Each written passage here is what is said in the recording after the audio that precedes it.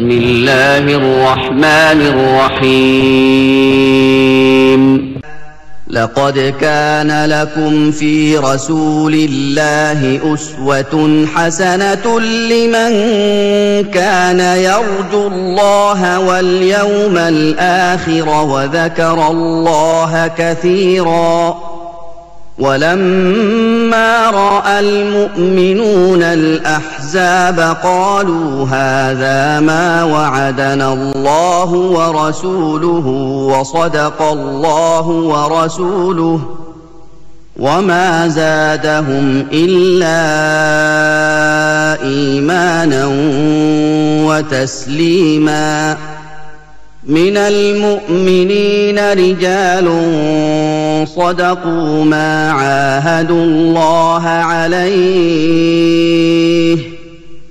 فمنهم من قضى نحبه ومنهم من ينتظر وما بدلوا تبديلا ليجزي الله الصادقين بصدقهم ويعذب المنافقين إن شاء أو يتوب عليهم إن الله كان غفورا رحيما.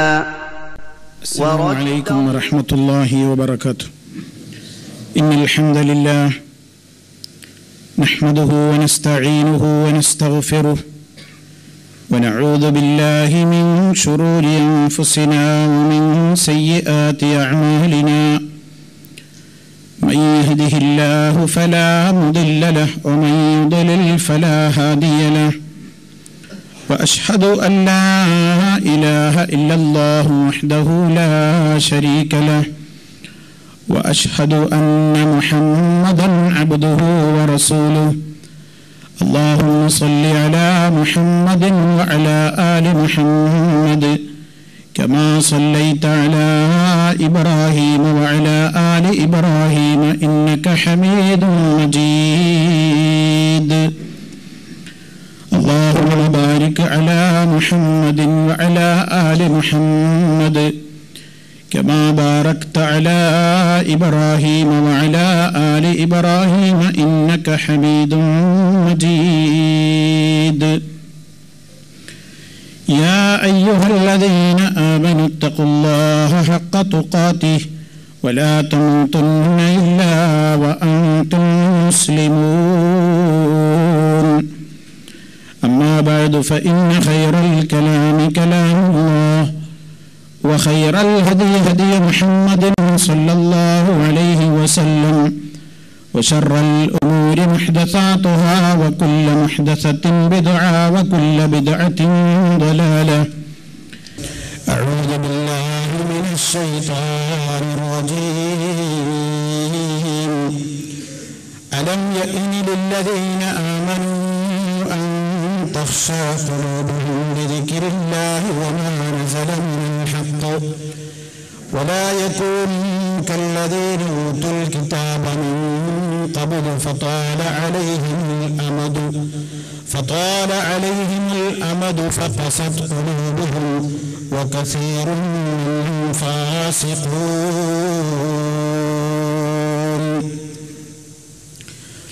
സ്നേഹമുള്ള സത്യവിശ്വാസികളെ, വിശ്വാസിനികളെ, സഹോദരി സഹോദരന്മാരെ, സുഹൃത്തുക്കളെ, മുസ്ലിമിന്റെ ഒരു ദിവസം എന്ന നമ്മുടെ പഠന പരമ്പരയിൽ പ്രഭാതത്തിൽ ഉണർന്നതിന്റെ ശേഷം ഫജ്ർ നമസ്കാരത്തിന് വേണ്ടി അല്ലാഹുവിന്റെ ഭവനത്തിൽ എത്തിച്ചേരുന്നത് വരെയുള്ള പ്രധാനപ്പെട്ട മര്യാദകളും പ്രവർത്തനങ്ങളെ സംബന്ധിച്ചുമായിരുന്നു കഴിഞ്ഞ നമ്മുടെ അവസരങ്ങളിൽ വിശദീകരിച്ചു കഴിഞ്ഞത്. പള്ളിയിലെത്തിക്കഴിഞ്ഞാൽ ഒരു മുസ്ലിം ഏത് വഖത്തിനാണെങ്കിലും അവൻ ഏറ്റവും അധികം പരിശ്രമിക്കേണ്ടത്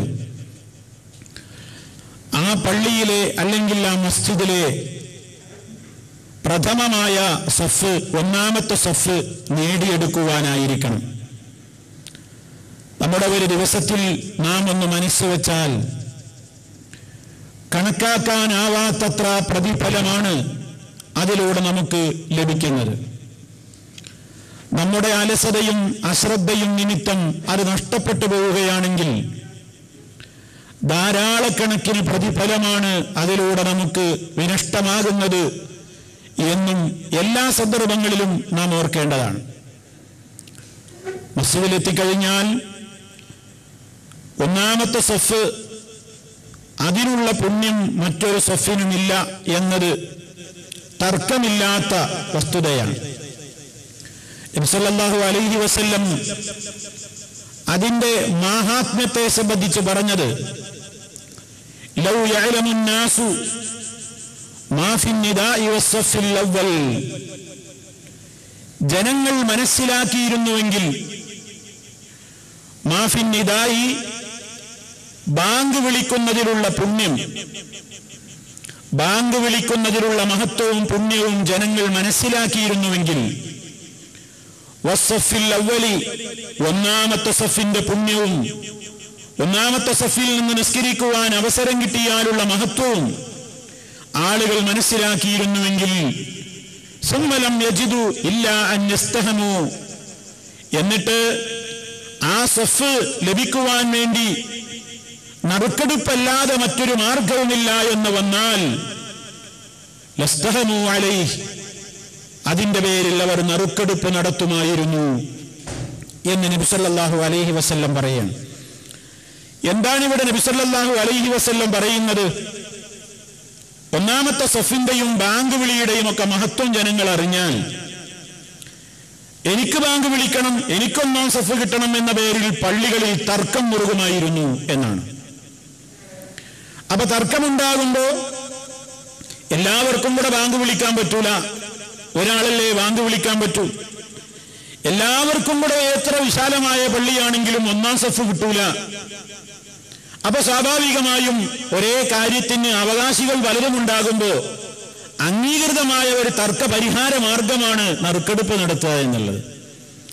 ഇവിടെ നബി സല്ലല്ലാഹു അലൈഹി വസല്ലം പറയുന്നത്, ആളുകളെങ്ങാനും ഈ ബാങ്ക് വിളിക്കുന്നതിനുള്ള മഹത്വം, ഒന്നാമത്തെ സഫിൽ നിന്ന് നിസ്കരിക്കുന്നതിനുള്ള മഹത്വം അറിഞ്ഞിരുന്നുവെങ്കിൽ സർവ്വ പള്ളികളിലും ഇതിനു വേണ്ടി തർക്കം മുറുകുകയും പരിഹാരാർത്ഥം നറുക്കെടുപ്പ് വേണ്ടി വരിക തന്നെ ചെയ്യുമായിരുന്നു എന്നാണ് നബി സല്ലല്ലാഹു അലൈഹി വസല്ലം പറയുന്നത്. പല കാര്യത്തിന് തർക്കങ്ങൾ മുറുകുന്ന കാലഘട്ടമാണ് നമ്മുടെ പള്ളികളിൽ. ഒന്നാം സഫ് എനിക്ക് കിട്ടിയില്ലല്ലോ എന്ന പേരിൽ നിന്നൊരു തർക്കവും എവിടെയും കേൾക്കുന്നില്ല.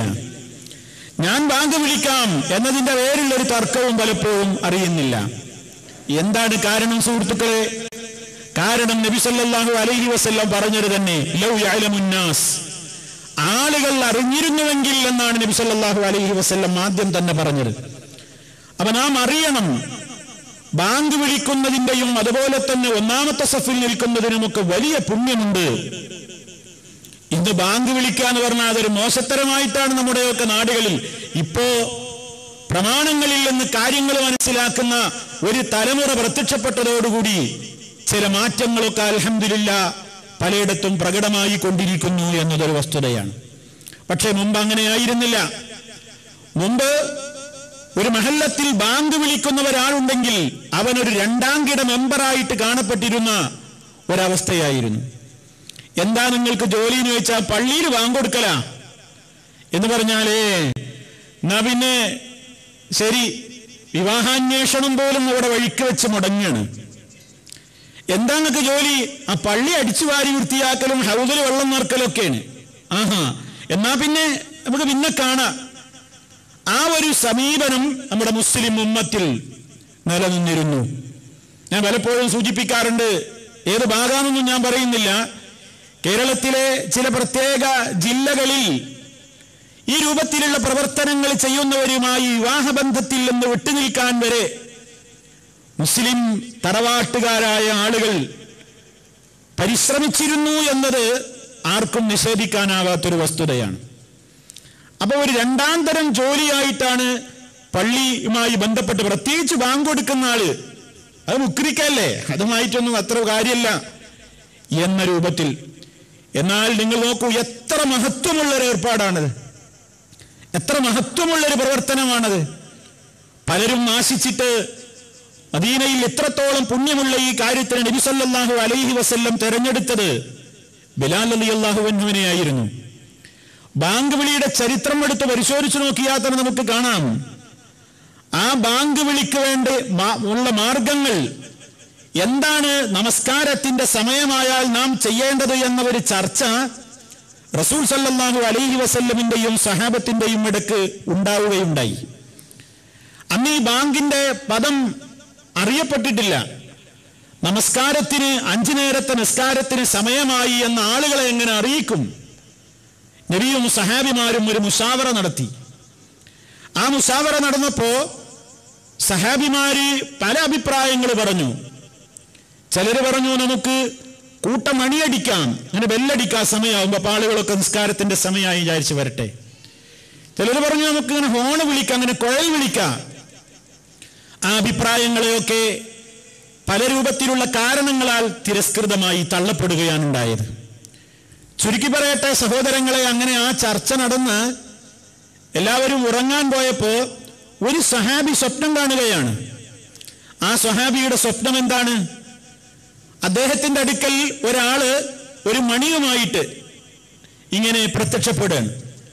ഈ സഹാബി അദ്ദേഹത്തോട് ചോദിച്ചു, അതിങ്ങ് തരുമോ, അതിങ്ങ് തരാമോ എന്ന് ചോദിച്ചു.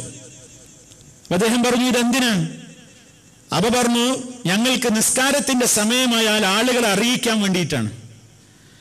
അപ്പൊ ഈ സ്വപ്നത്തിൽ വന്ന ആൾ അദ്ദേഹത്തോട് പറഞ്ഞു, നിങ്ങൾക്ക് അതിനേക്കാൾ ഖൈറായ ഒരു വഴി ഞാൻ പറഞ്ഞു തരാം, സമയമായാൽ നിങ്ങൾ ഇങ്ങനെ ചെയ്യുക എന്ന് പറഞ്ഞു ബാങ്കിന്റെ പദങ്ങൾ അങ്ങ് കേൾപ്പിച്ചു. സ്വപ്നത്തിൽ ഇദ്ദേഹത്തിന് നമ്മൾ ഇന്ന് ബാങ്ക് വിളിക്ക് കേൾക്കുന്ന അല്ലാഹു അക്ബർ തുടങ്ങി ലാ ഇലാഹ ഇല്ലല്ലാഹ് വരെയുള്ള ബാങ്കിന്റെ പദങ്ങൾ ആ സ്വപ്നത്തിൽ ഈ സഹാബി കേൾക്കുകയാണ്. അങ്ങനെ അദ്ദേഹം ഉറക്കമുണർന്നു. നബി സല്ലല്ലാഹു അലൈഹി വസല്ലമിന്റെ സമീപത്ത് പോയിട്ട് ഈ വിഷയം പറഞ്ഞു. അപ്പൊ അള്ളാഹുവിന്റെ റസൂല് അതിന് അംഗീകാരം കൊടുക്കുകയാണ് ചെയ്തത്. അങ്ങനെയാണ് ബാങ്കിന്റെ പദങ്ങൾ ഉണ്ടായത്. അങ്ങനെ നബി സല്ലല്ലാഹു അലൈഹി വസല്ലം എന്ത് ചെയ്തു? ഈ ബാങ്കിന്റെ പദങ്ങൾ വേറെയും ആളുകൾ കേട്ടു. ഉമർ ഖത്താബ് റളിയല്ലാഹു തആല അൻഹു വന്നിട്ട് പറഞ്ഞു, ഇതെന്നെ ഞാനും കണ്ടിരിക്കുന്നു എന്ന്. ഒരാളുടെ സ്വപ്നം ഇസ്ലാമിൽ ഒരു തെളിവാണോ? ആരെങ്കിലും ഒരാൾ സ്വപ്നം കണ്ടാൽ അത് ഇസ്ലാമിൽ ഒരു നിയമമായിട്ട് കൊണ്ടുവരാൻ പറ്റുമോ? ഇതൊക്കെ നമുക്ക് സംശയങ്ങൾ ഉണ്ടാകും ഇത് പറയുമ്പോൾ. ഇവിടെ നമ്മൾ മനസ്സിലാക്കണം, ഇവിടെ പ്രവാചകന്മാരുടെ സ്വപ്നം മാത്രമാണ് സത്യസന്ധമായിട്ടുള്ളത്. അതല്ലെങ്കിൽ ഏതെങ്കിലും സ്വപ്നത്തെ നബി സല്ലല്ലാഹു അലൈഹി വസല്ലമിന്റെ മുമ്പിൽ അറിഞ്ഞ് അവിടുന്ന് അംഗീകാരം കൊടുത്താൽ അതും സത്യമാണ്. ഇവിടെ നബി സല്ലല്ലാഹു അലൈഹി വസല്ലം അല്ല ബാങ്കിന്റെ പദങ്ങൾ സ്വപ്നം കണ്ടത്, വേറൊരു സ്വഹാബിയാണ്. ആ സ്വഹാബിയാണ് റസൂൽ സല്ലല്ലാഹു അലൈഹി വസല്ലമിന്റെ അരികിൽ ഒന്നുകൊണ്ട് ഞാൻ ഇങ്ങനെ കേട്ടിരിക്കുന്നു എന്ന് പറയുന്നത്. റസൂൽ സല്ലല്ലാഹു അലൈഹി വസല്ലം അതിന് അംഗീകാരവും കൊടുത്തു. ഞാൻ ആ ചരിത്രം പറയലല്ല എന്റെ ഉദ്ദേശം. അവിടെ ഞാൻ പറയുന്നത്, ആ പദം വന്നിട്ട് നബി സല്ലല്ലാഹു അലൈഹി വസല്ലം ആരെയാ വിളിച്ചേൽപ്പിക്കുന്നത്? ബിലാൽ റളിയല്ലാഹു അൻഹുവിനെ. ബിലാൽ ഈ പദം പഠിപ്പിച്ചു കൊടുക്കൂ. സ്വപ്നം കണ്ട സഹാബിയോട് നബി സല്ലല്ലാഹു അലൈഹി വസല്ലം പറയാണ്, നിങ്ങൾ ഈ കേട്ട പദം ബിലാലിന് പഠിപ്പിച്ചു കൊടുക്കൂ. കാരണം അദ്ദേഹമാണ് ശബ്ദ സൗകുമാര്യത്തിൽ അങ്ങയേക്കാൾ മുന്നിട്ട് നിൽക്കുന്നത്. ശബ്ദത്തിന്റെ ശ്രവണസുന്ദരമായ ശബ്ദത്തിന്റെ ഉടമ നിങ്ങളെക്കാൾ ബിലാലാണ്. അങ്ങനെ ബിലാൽ റളിയല്ലാഹു തആല അൻഹുവിനെ ഏൽപ്പിക്കുകയാണ്. അപ്പൊ ബിലാൽ റളിയല്ലാഹു അൻഹുവിനാണ് പ്രത്യേകമായ സ്ഥാനം കിട്ടിയത്. അതൊരു വല്ലാത്ത സ്ഥാനം, പലരും മോഹിച്ച സ്ഥാനമായിരുന്നു. പക്ഷേ അള്ളാഹു അദ്ദേഹത്തിന് നൽകിയ ഒരു ഫضലുണ്ട്, ആ ശബ്ദം. അതുകൊണ്ട് നബി സല്ലല്ലാഹു അലൈഹി വസല്ലം അത് അദ്ദേഹത്തെ ഏൽപ്പിച്ചു. അതൊരു വലിയ പുണ്യം നേടിയ മഹാനാണ് ബിലാൽ റളിയല്ലാഹു തആല അൻഹു. അദ്ദേഹം ബാങ്ക് വിളിക്കുന്ന ഒരാളാന്നുള്ള നിലക്ക് അദ്ദേഹത്തെ ആരും രണ്ടാംകിട മെമ്പറായി കണ്ടിരുന്നില്ല എന്നാണ് ഞാൻ പറയുന്നത്. മഹാനവറുകൾക്ക് വലിയ സ്ഥാനമായിരുന്നു. എന്നും സല്ലല്ലാഹു അലൈഹി വസല്ലമിന്റെ ബാങ്കുകാരനായിക്കൊണ്ട് ബിലാൽ റളിയല്ലാഹു അൻഹു ആയിരുന്നു. മദീനയെ കോരിത്തെരിപ്പിക്കുന്ന ബാങ്കുലികൾ, ആ ശബ്ദം കേട്ടാൽ മദീന നിശബ്ദമായിരുന്നു. അത്ര നല്ല ശ്രവണ സുന്ദരമായ നിലക്ക് ബാങ്ക് വിളിക്കാൻ കഴിവുണ്ടായിരുന്ന മഹാനായ ബിലാൽ റളിയല്ലാഹു തആല അൻഹു. അപ്പോൾ അതിന് വലിയ വലിയ പുണ്യമുണ്ട്. അതുപോലെ തന്നെ ഒന്നാമത്തെ സഫിൽ നിൽക്കൽ, ഒന്നാം സഫ്. ഇപ്പൊ നമ്മൾ എല്ലാവരും ശ്രമിച്ചാൽ ഇപ്പൊ പള്ളിയിൽ പോയി ബാങ്ക് കൊടുക്കുക എന്നുള്ള പുണ്യം നമുക്ക് എല്ലാവർക്കും കഴിയില്ല. അതിനീ പറഞ്ഞ മാതിരി അതിന് നല്ലൊരു സൗണ്ടും അതിൻ്റെ ഒരു ശൈലിയും പലതും ഉണ്ട്. അപ്പൊ നമുക്കൊക്കെ ശ്രമിച്ചാൽ കിട്ടാവുന്ന ഒരു സംഗതി, 5 നേരവും ശ്രമിച്ചാൽ കിട്ടാവുന്ന ഒരു കാര്യമാണ് നമ്മുടെ നിത്യജീവിതത്തിൽ ഒന്നാം സഫ് നേടിയെടുക്കുക എന്നത്. അതിന് വലിയ പുണ്യമുണ്ട്. അതിന്റെ പുണ്യമെങ്ങാനും ആളുകൾ അറിഞ്ഞിരുന്നുവെങ്കിൽ തിരക്കായിരിക്കും പള്ളിയിൽ എന്നാ പറഞ്ഞത്. എന്നിട്ട് ഒരുപാട് ആളുകൾ അതിന് അവകാശികളായി വരുമ്പോൾ നമ്മൾ നറുക്കെടുക്കുക എന്ന് പറഞ്ഞ് പിന്നെ നറുക്കിൽ കിട്ടിയ ആൾക്കാർ മാത്രം ഒന്നാം സഫിൽ നിൽക്കുക, അടുത്ത ആൾക്കാർ 2ൽ നിൽക്കുക. അങ്ങനെ ഒരു തർക്കം നമ്മുടെ പരിചയത്തിൽ ഉണ്ടാകുന്നില്ല. എന്താ കാരണം? നമ്മളതിന്റെ മഹത്വം പലപ്പോഴും അറിയുന്നില്ല. അതുകൊണ്ട് സുഹൃത്തുക്കളെ, നാം എപ്പോഴും ഒന്നാമത്തെ സഫ് നമുക്ക് നഷ്ടമാകാതിരിക്കാൻ വേണ്ടി ഫജർ മുതൽക്കുള്ള നമസ്കാരങ്ങളിൽ തന്നെ സജീവമായ നമ്മുടെ ശ്രദ്ധ പതിയേണ്ടതുണ്ട് എന്ന് നമ്മൾ മനസ്സിലാക്കുക. സ്ത്രീകളെ സംബന്ധിച്ചിടത്തോളം അവരും ഒരു പള്ളിയിൽ പങ്കെടുക്കുകയാണെങ്കിൽ ഇന്നത്തെ സംവിധാനം അനുസരിച്ച് അവർക്കുള്ള സഫിന്റെ ഒന്നാമത്തതിൽ നിന്നാൽ അവർക്കും ഒന്നാം സഫിന്റെ പുണ്യമുണ്ട്.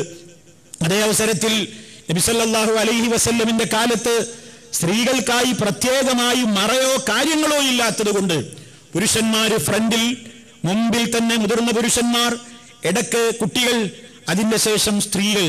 ഈ നിലക്കുള്ള ഒരു പ്രത്യേകമായ രൂപത്തിൽ പലപ്പോഴും പുരുഷന്മാരുടെ സഫുകൾ ഇങ്ങനെ നീണ്ടിങ്ങനെ വന്ന് സ്ത്രീകളുടെ സഫ് അതിനോട് അടുത്തുകൊണ്ട് തുടങ്ങുമ്പോൾ നബി സല്ലല്ലാഹു അലൈഹി വസല്ലമിന്റെ കാലത്ത് ആ നിലക്ക് ഏറ്റവും ബാക്കിൽ നിൽക്കലായിരുന്നു അവർക്ക് പുണ്യം. കാരണം പുരുഷന്മാരുടെ സഫിൽ നിന്ന് ദൂരെ നിൽക്കുന്നതായിരുന്നു അവർക്ക് പുണ്യം.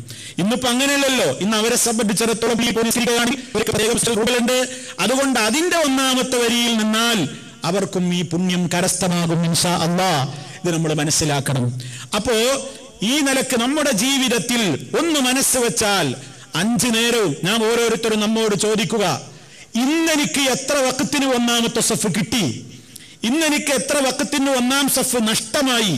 നമ്മൾ ആലോചിക്കണം. എന്തിനു വേണ്ടി? നാളെ അത് നഷ്ടമാവാതിരിക്കാൻ, നാളെയെങ്കിലും നമുക്ക് കിട്ടാൻ, ഒരു നേരമെങ്കിലും കിട്ടാൻ, അല്ലെങ്കിൽ 2 നേരമെങ്കിലും കിട്ടാൻ ഒരു പരിശ്രമം നമ്മൾ നടത്തിയാൽ നേരത്തെ ഒന്നാമത്തെ സഫിൽ എത്തിച്ചേരുവാനുള്ള ഒരു ശ്രമം നമ്മുടെ ഭാഗത്തു നിന്നുണ്ടാകണം.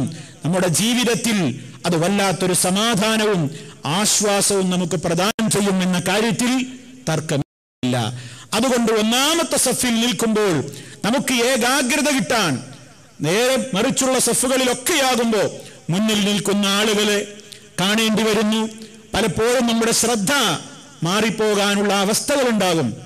ഒന്നാമത്തെ സഫിൽ നിൽക്കുമ്പോൾ, ഇമാമിനോട് തൊട്ടുള്ള സഫിൽ നിൽക്കുമ്പോൾ ആ രൂപത്തിലുള്ള പല പോരായ്മകളിൽ നിന്നും നമുക്ക് മോചനമുണ്ടാകും. അതുകൊണ്ട് ഒന്നാം സഫ് ലഭിക്കുവാൻ വേണ്ടി എല്ലാവരും പരിശ്രമിക്കേണ്ടതുണ്ട്. മാത്രമല്ല അതിന്റെ പുണ്യം നബി സല്ലല്ലാഹു അലൈഹി വസല്ലം പറഞ്ഞതായി ഇമാം അഹ്മദ് റിപ്പോർട്ട് ചെയ്തിട്ടുള്ള മറ്റൊരു ഹദീസിൽ കാണാം, ഇന്നല്ലാഹ വ മലായികതഹു യസല്ലൂന അലസ് സഫിൽ അവ്വൽ. അല്ലാഹു ഗുണം ചെയ്യുന്നു, വ മലായികതഹു അല്ലാഹുവിന്റെ മലക്കുകളെ യുസല്ലൂന, അവർ നന്മയ്ക്ക് വേണ്ടി പ്രാർത്ഥിച്ചു കൊണ്ടിരിക്കുന്നു. അല്ലാഹ് ഗുണം ചെയ്തുകൊണ്ടിരിക്കുന്നു, മലക്കുകൾ നമ്മുടെ ഗുണത്തിന് വേണ്ടി പ്രാർത്ഥിച്ചു കൊണ്ടിരിക്കുന്നു. ആർക്ക് വേണ്ടി? അലസ്സഫിൽ അവ്വലി, ഒന്നാമത്തെ സഫിലുള്ള ആളുകൾക്ക് വേണ്ടി.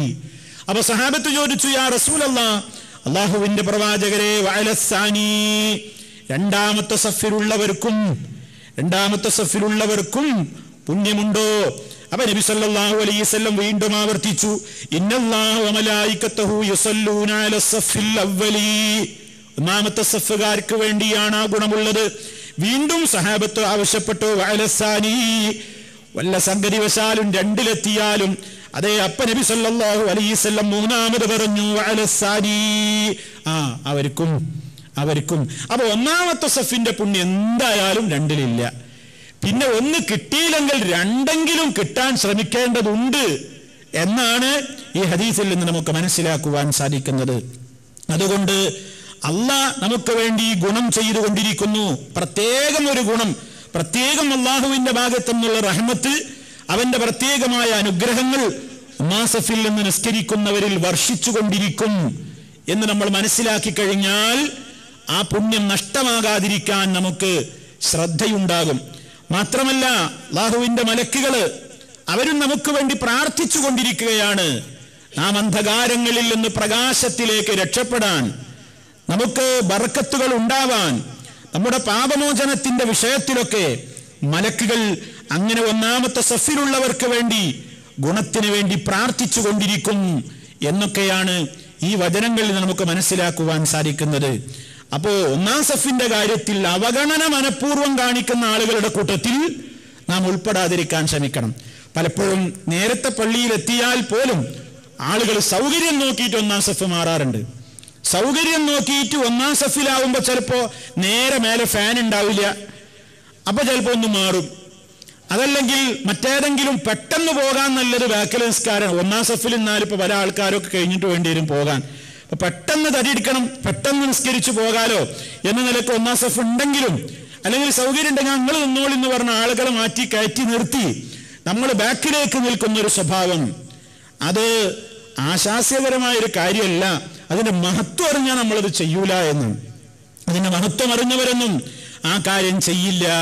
കാരണം നബി സല്ലല്ലാഹു അലൈഹി വസല്ലം പറഞ്ഞതെന്താ?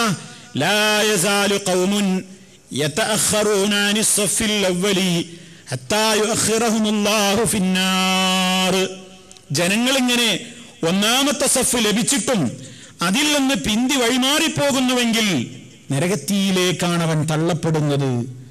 ഉണ്ടായിട്ടും അതിലേക്ക് ശ്രദ്ധിക്കാതെ ആ രംഗത്ത് നിന്ന് വഴിമാറിപ്പോകുന്നവർ, അവൻ പതുക്കെ നരകത്തിയിലേക്കാണ് അവന്റെ പോക്ക്.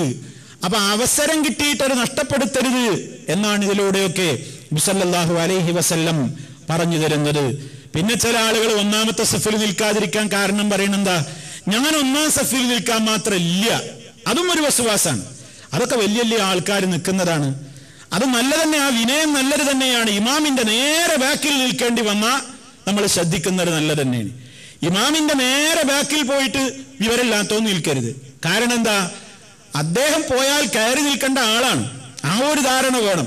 ഇമാമിന് സംഗതി വശാൽ വല്ലതും സംഭവിച്ചാൽ, ഇപ്പൊ ഇമാമിന് ഉള്ളൊന്ന് മുറിഞ്ഞു, ഇമാം അവിടുന്ന് എഴുന്നേറ്റ് പോകുമ്പോ അവിടെ അനാഥായി ഇടാൻ പാടില്ലല്ലോ. പിന്നെ നേരെ ഇമാമിന്റെ ബാക്കിൽ നിൽക്കുന്ന ആളുകാണ് പകരാണ് കയറി നിൽക്കേണ്ടത്. പിന്നെ അയാളാണ് നിസ്കാരം കൊണ്ടുപോകേണ്ടത്.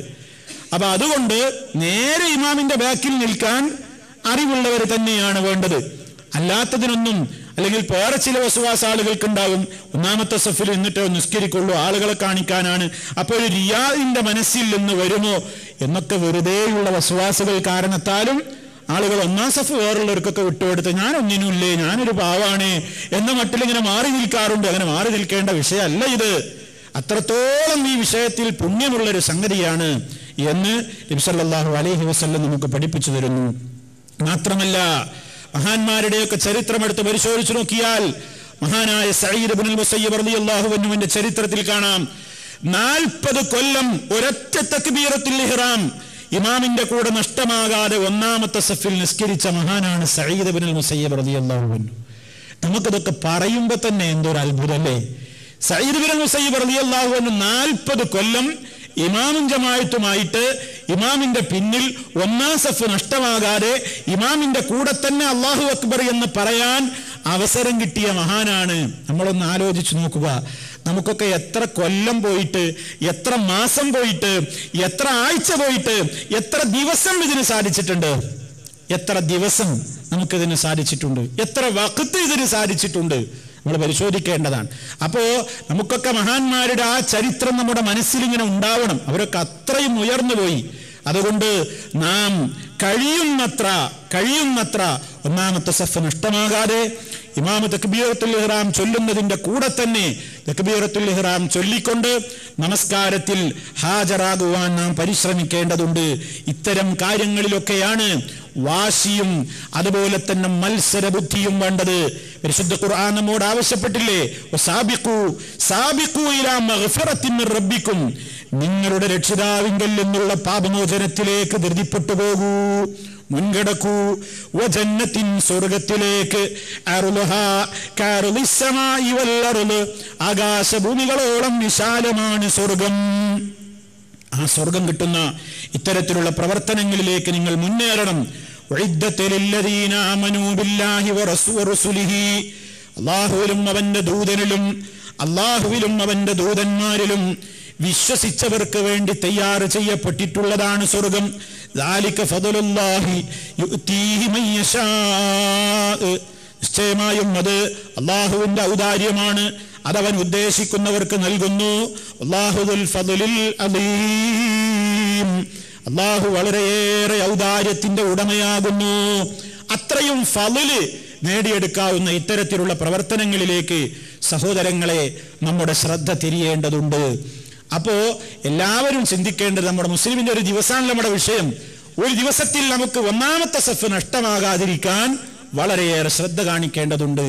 സുഹൃത്തുക്കളെ, ഇതിനിടെ നമ്മൾ മനസ്സിലാക്കേണ്ട വേറൊരു കാര്യം, ഇതിനിടയിൽ തന്നെ ആയിരിക്കും ഒരുപക്ഷെ ഒന്നുകിൽ പള്ളിയിലേക്ക് പോകുമ്പോൾ അല്ലെങ്കിൽ പള്ളിയിൽ എത്തിയിട്ട് ഒക്കെ ആയിരിക്കും നമ്മൾ ബാങ്ക് വിളി കേൾക്കുന്നത്. അല്ലെങ്കിൽ നമ്മൾ വീട്ടിലായിരിക്കുന്ന അവസരത്തിലായിരിക്കാം, നമ്മുടെ താമസ സ്ഥലത്തോ കച്ചവട സ്ഥലത്തോ എവിടെയാവട്ടെ, ബാങ്ക് വിളി കേട്ട് കഴിഞ്ഞാൽ ഇന്നും സമൂഹത്തിൽ അതാ മണ്ണിട്ട് മൂടപ്പെട്ടുകൊണ്ടിരിക്കുന്ന ഒരു സുന്നത്താണ് ബാങ്ക് വിളിക്കുന്നവന്റെ വിളിക്ക് ഉജാബത്ത് നൽകുക, ഉത്തരം നൽകുക എന്ന് പറയുന്ന സുന്നത്ത്. അതൊന്നും ബഹുഭൂരിപക്ഷം ആളുകളിൽ നിന്നും നഷ്ടമായി കൊണ്ടിരിക്കുകയാണ്. നബി സല്ലല്ലാഹു അലൈഹി വസല്ലം എന്താ പറഞ്ഞത്? ഇദാ സമിഅ്തുമുൽ മുഅദ്ദിന ഫഖൂലൂ മിസ്ല മാ യഖൂൽ. ബാങ്ക് വിളിക്കുന്നയാള് ബാങ്ക് വിളിക്കുന്നത് നിങ്ങൾ കേട്ട് കഴിഞ്ഞാൽ ഫഖൂലൂ മിസ്ല മാ യഖൂലു, അദ്ദേഹം പറയും പോലെ നിങ്ങളും പറയുവീൻ. ഇത് സ്ത്രീകളും പുരുഷന്മാരും എല്ലാവരും മനസ്സ് വെച്ച് ബാങ്ക് വിളി കേൾക്കണം എന്ന നിലക്ക് ശ്രദ്ധിച്ചു കഴിഞ്ഞാൽ ഒരു ദിവസത്തിൽ 5 നേരം നമുക്ക് നേടിയെടുക്കാവുന്ന മഹനീയമായ പുണ്യമാണ്. അതൊന്നും ചെയ്യാൻ ആളുകളില്ല, അതിനോടൊന്നും ആളുകൾക്ക് താല്പര്യമില്ല. ആ സമയത്തും കൂടി വേറെന്തെങ്കിലും വർത്താനം പറയും. അതുകൊണ്ടൊരു ശ്രദ്ധ നമ്മുടെ ജീവിതത്തിൽ സല്ലല്ലാഹു അലൈഹി വസല്ലം പറയുന്നത് നിങ്ങളത് ചെയ്യണം. സുമ്മ സല്ലു അലയ്യ, പിന്നീട് നിങ്ങൾ എൻ്റെ പേരിൽ സ്വലാത്തിനെ ചോദിക്കണം. ബാങ്ക് വിളി കേട്ട് കഴിഞ്ഞാൽ ആ ബാങ്ക് വിളിക്കുന്നവൻ പറയുന്നത് പോലെയൊക്കെ പറഞ്ഞ് അതിന്റെ ശേഷം നമ്മൾ നബി സല്ലല്ലാഹു അലൈഹി വസല്ലമിന്റെ മേൽ സ്വലാത്ത് ചൊല്ലിയാൽ അവിടുന്ന് പറയുന്നു, ഫഇന്നഹു മൻ സല്ലല്ലാ അലയ്യ സ്വലാത്തൻ, ആരെങ്കിലും എൻ്റെ പേരിൽ ഒരു തവണ സ്വലാത്തിനെ ചോദിച്ചാൽ സല്ലല്ലാഹു അലൈഹി ബിഹാ അശ്റാ, അല്ലാഹു അവന് അത് മുഖേന 10 ഗുണമാണ് പ്രദാനം ചെയ്യുന്നത്.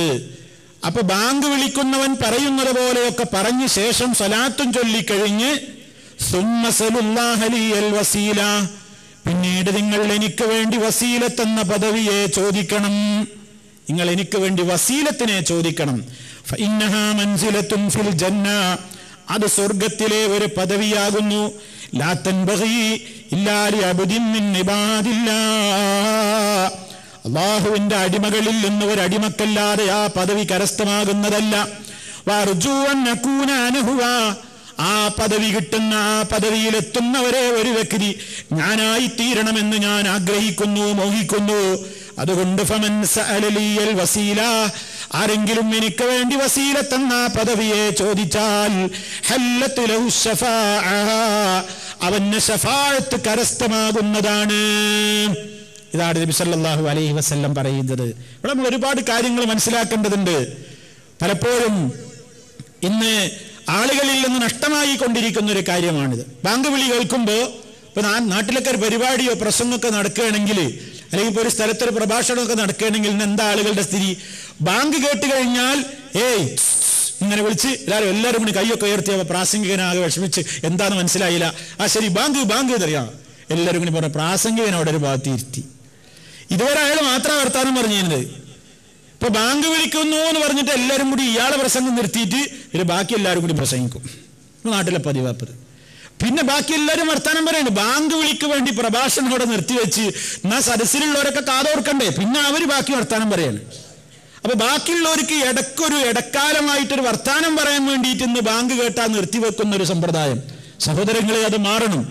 ബാങ്ക് വിളി കേട്ട് പ്രഭാഷണം നിർത്തിവെച്ചാലും ശരി, എന്ത് നിർത്തിവെച്ചാലും ശരി, എല്ലാവരും അതിന് കാതോർക്കണം. കാതോർത്തിട്ട് എന്താണ് ആ പറയുന്നത് അതിന് തിരിച്ചു പറയണം. അതല്ല ഇജാബത്ത്, ഉത്തരം നൽകുക എന്ന് പറയുന്നത്. എന്നിട്ട് എന്ത് ചെയ്യണം? അതിന്റെ തെർത്തീബാ പറയുന്നത്. എന്നിട്ട് നബി സല്ലല്ലാഹു അലൈഹി വസല്ലമിന്റെ മേൽ സ്വലാത്ത് ചൊല്ലണം. ചുരുങ്ങിയത് അല്ലാഹുമ്മ സ്വല്ലി അലാ മുഹമ്മദിൻ വഅലാ ആലി മുഹമ്മദ് എന്നെങ്കിലും പറയാ. എന്നിട്ട് നബി സല്ലല്ലാഹു അലൈഹി വസല്ലം പറയുന്നത് നിങ്ങൾ എനിക്ക് വേണ്ടി വസീലത്ത് എന്ന പദവിയെ ചോദിക്കണം എന്നാണ്. ആ ചോദ്യം അടങ്ങുന്ന ദുആയാണ് അവിടുന്ന് നമുക്ക് പഠിപ്പിച്ചു തന്നത്. അല്ലാഹുമ്മ റബ്ബ ഹാദിഹി ദഅവതി താമ്മ വസ്സലാത്തിൽ ഖായിമ ആതി മുഹമ്മദനിൽ വസീല വൽ ഫദീല വബഅസുഹു മഖാമൻ മഹ്മൂദൻ അല്ലദീ വഅത്ത. അതിലൂടെ നമ്മൾ അള്ളാഹിന്റെ റസൂലിന് വേണ്ടി അള്ളാഹിനോട് ചോദിക്കുകയാണ്. എന്താ ചോദിക്കുന്നത്? ആതി മുഹമ്മദനിൽ വസീല, മുഹമ്മദ് നബി സല്ലല്ലാഹു അലൈഹി വസല്ലമിന് അല്ലാഹുവേ നീ വസീലത്തെന്ന പദവി കൊടുക്കണേ.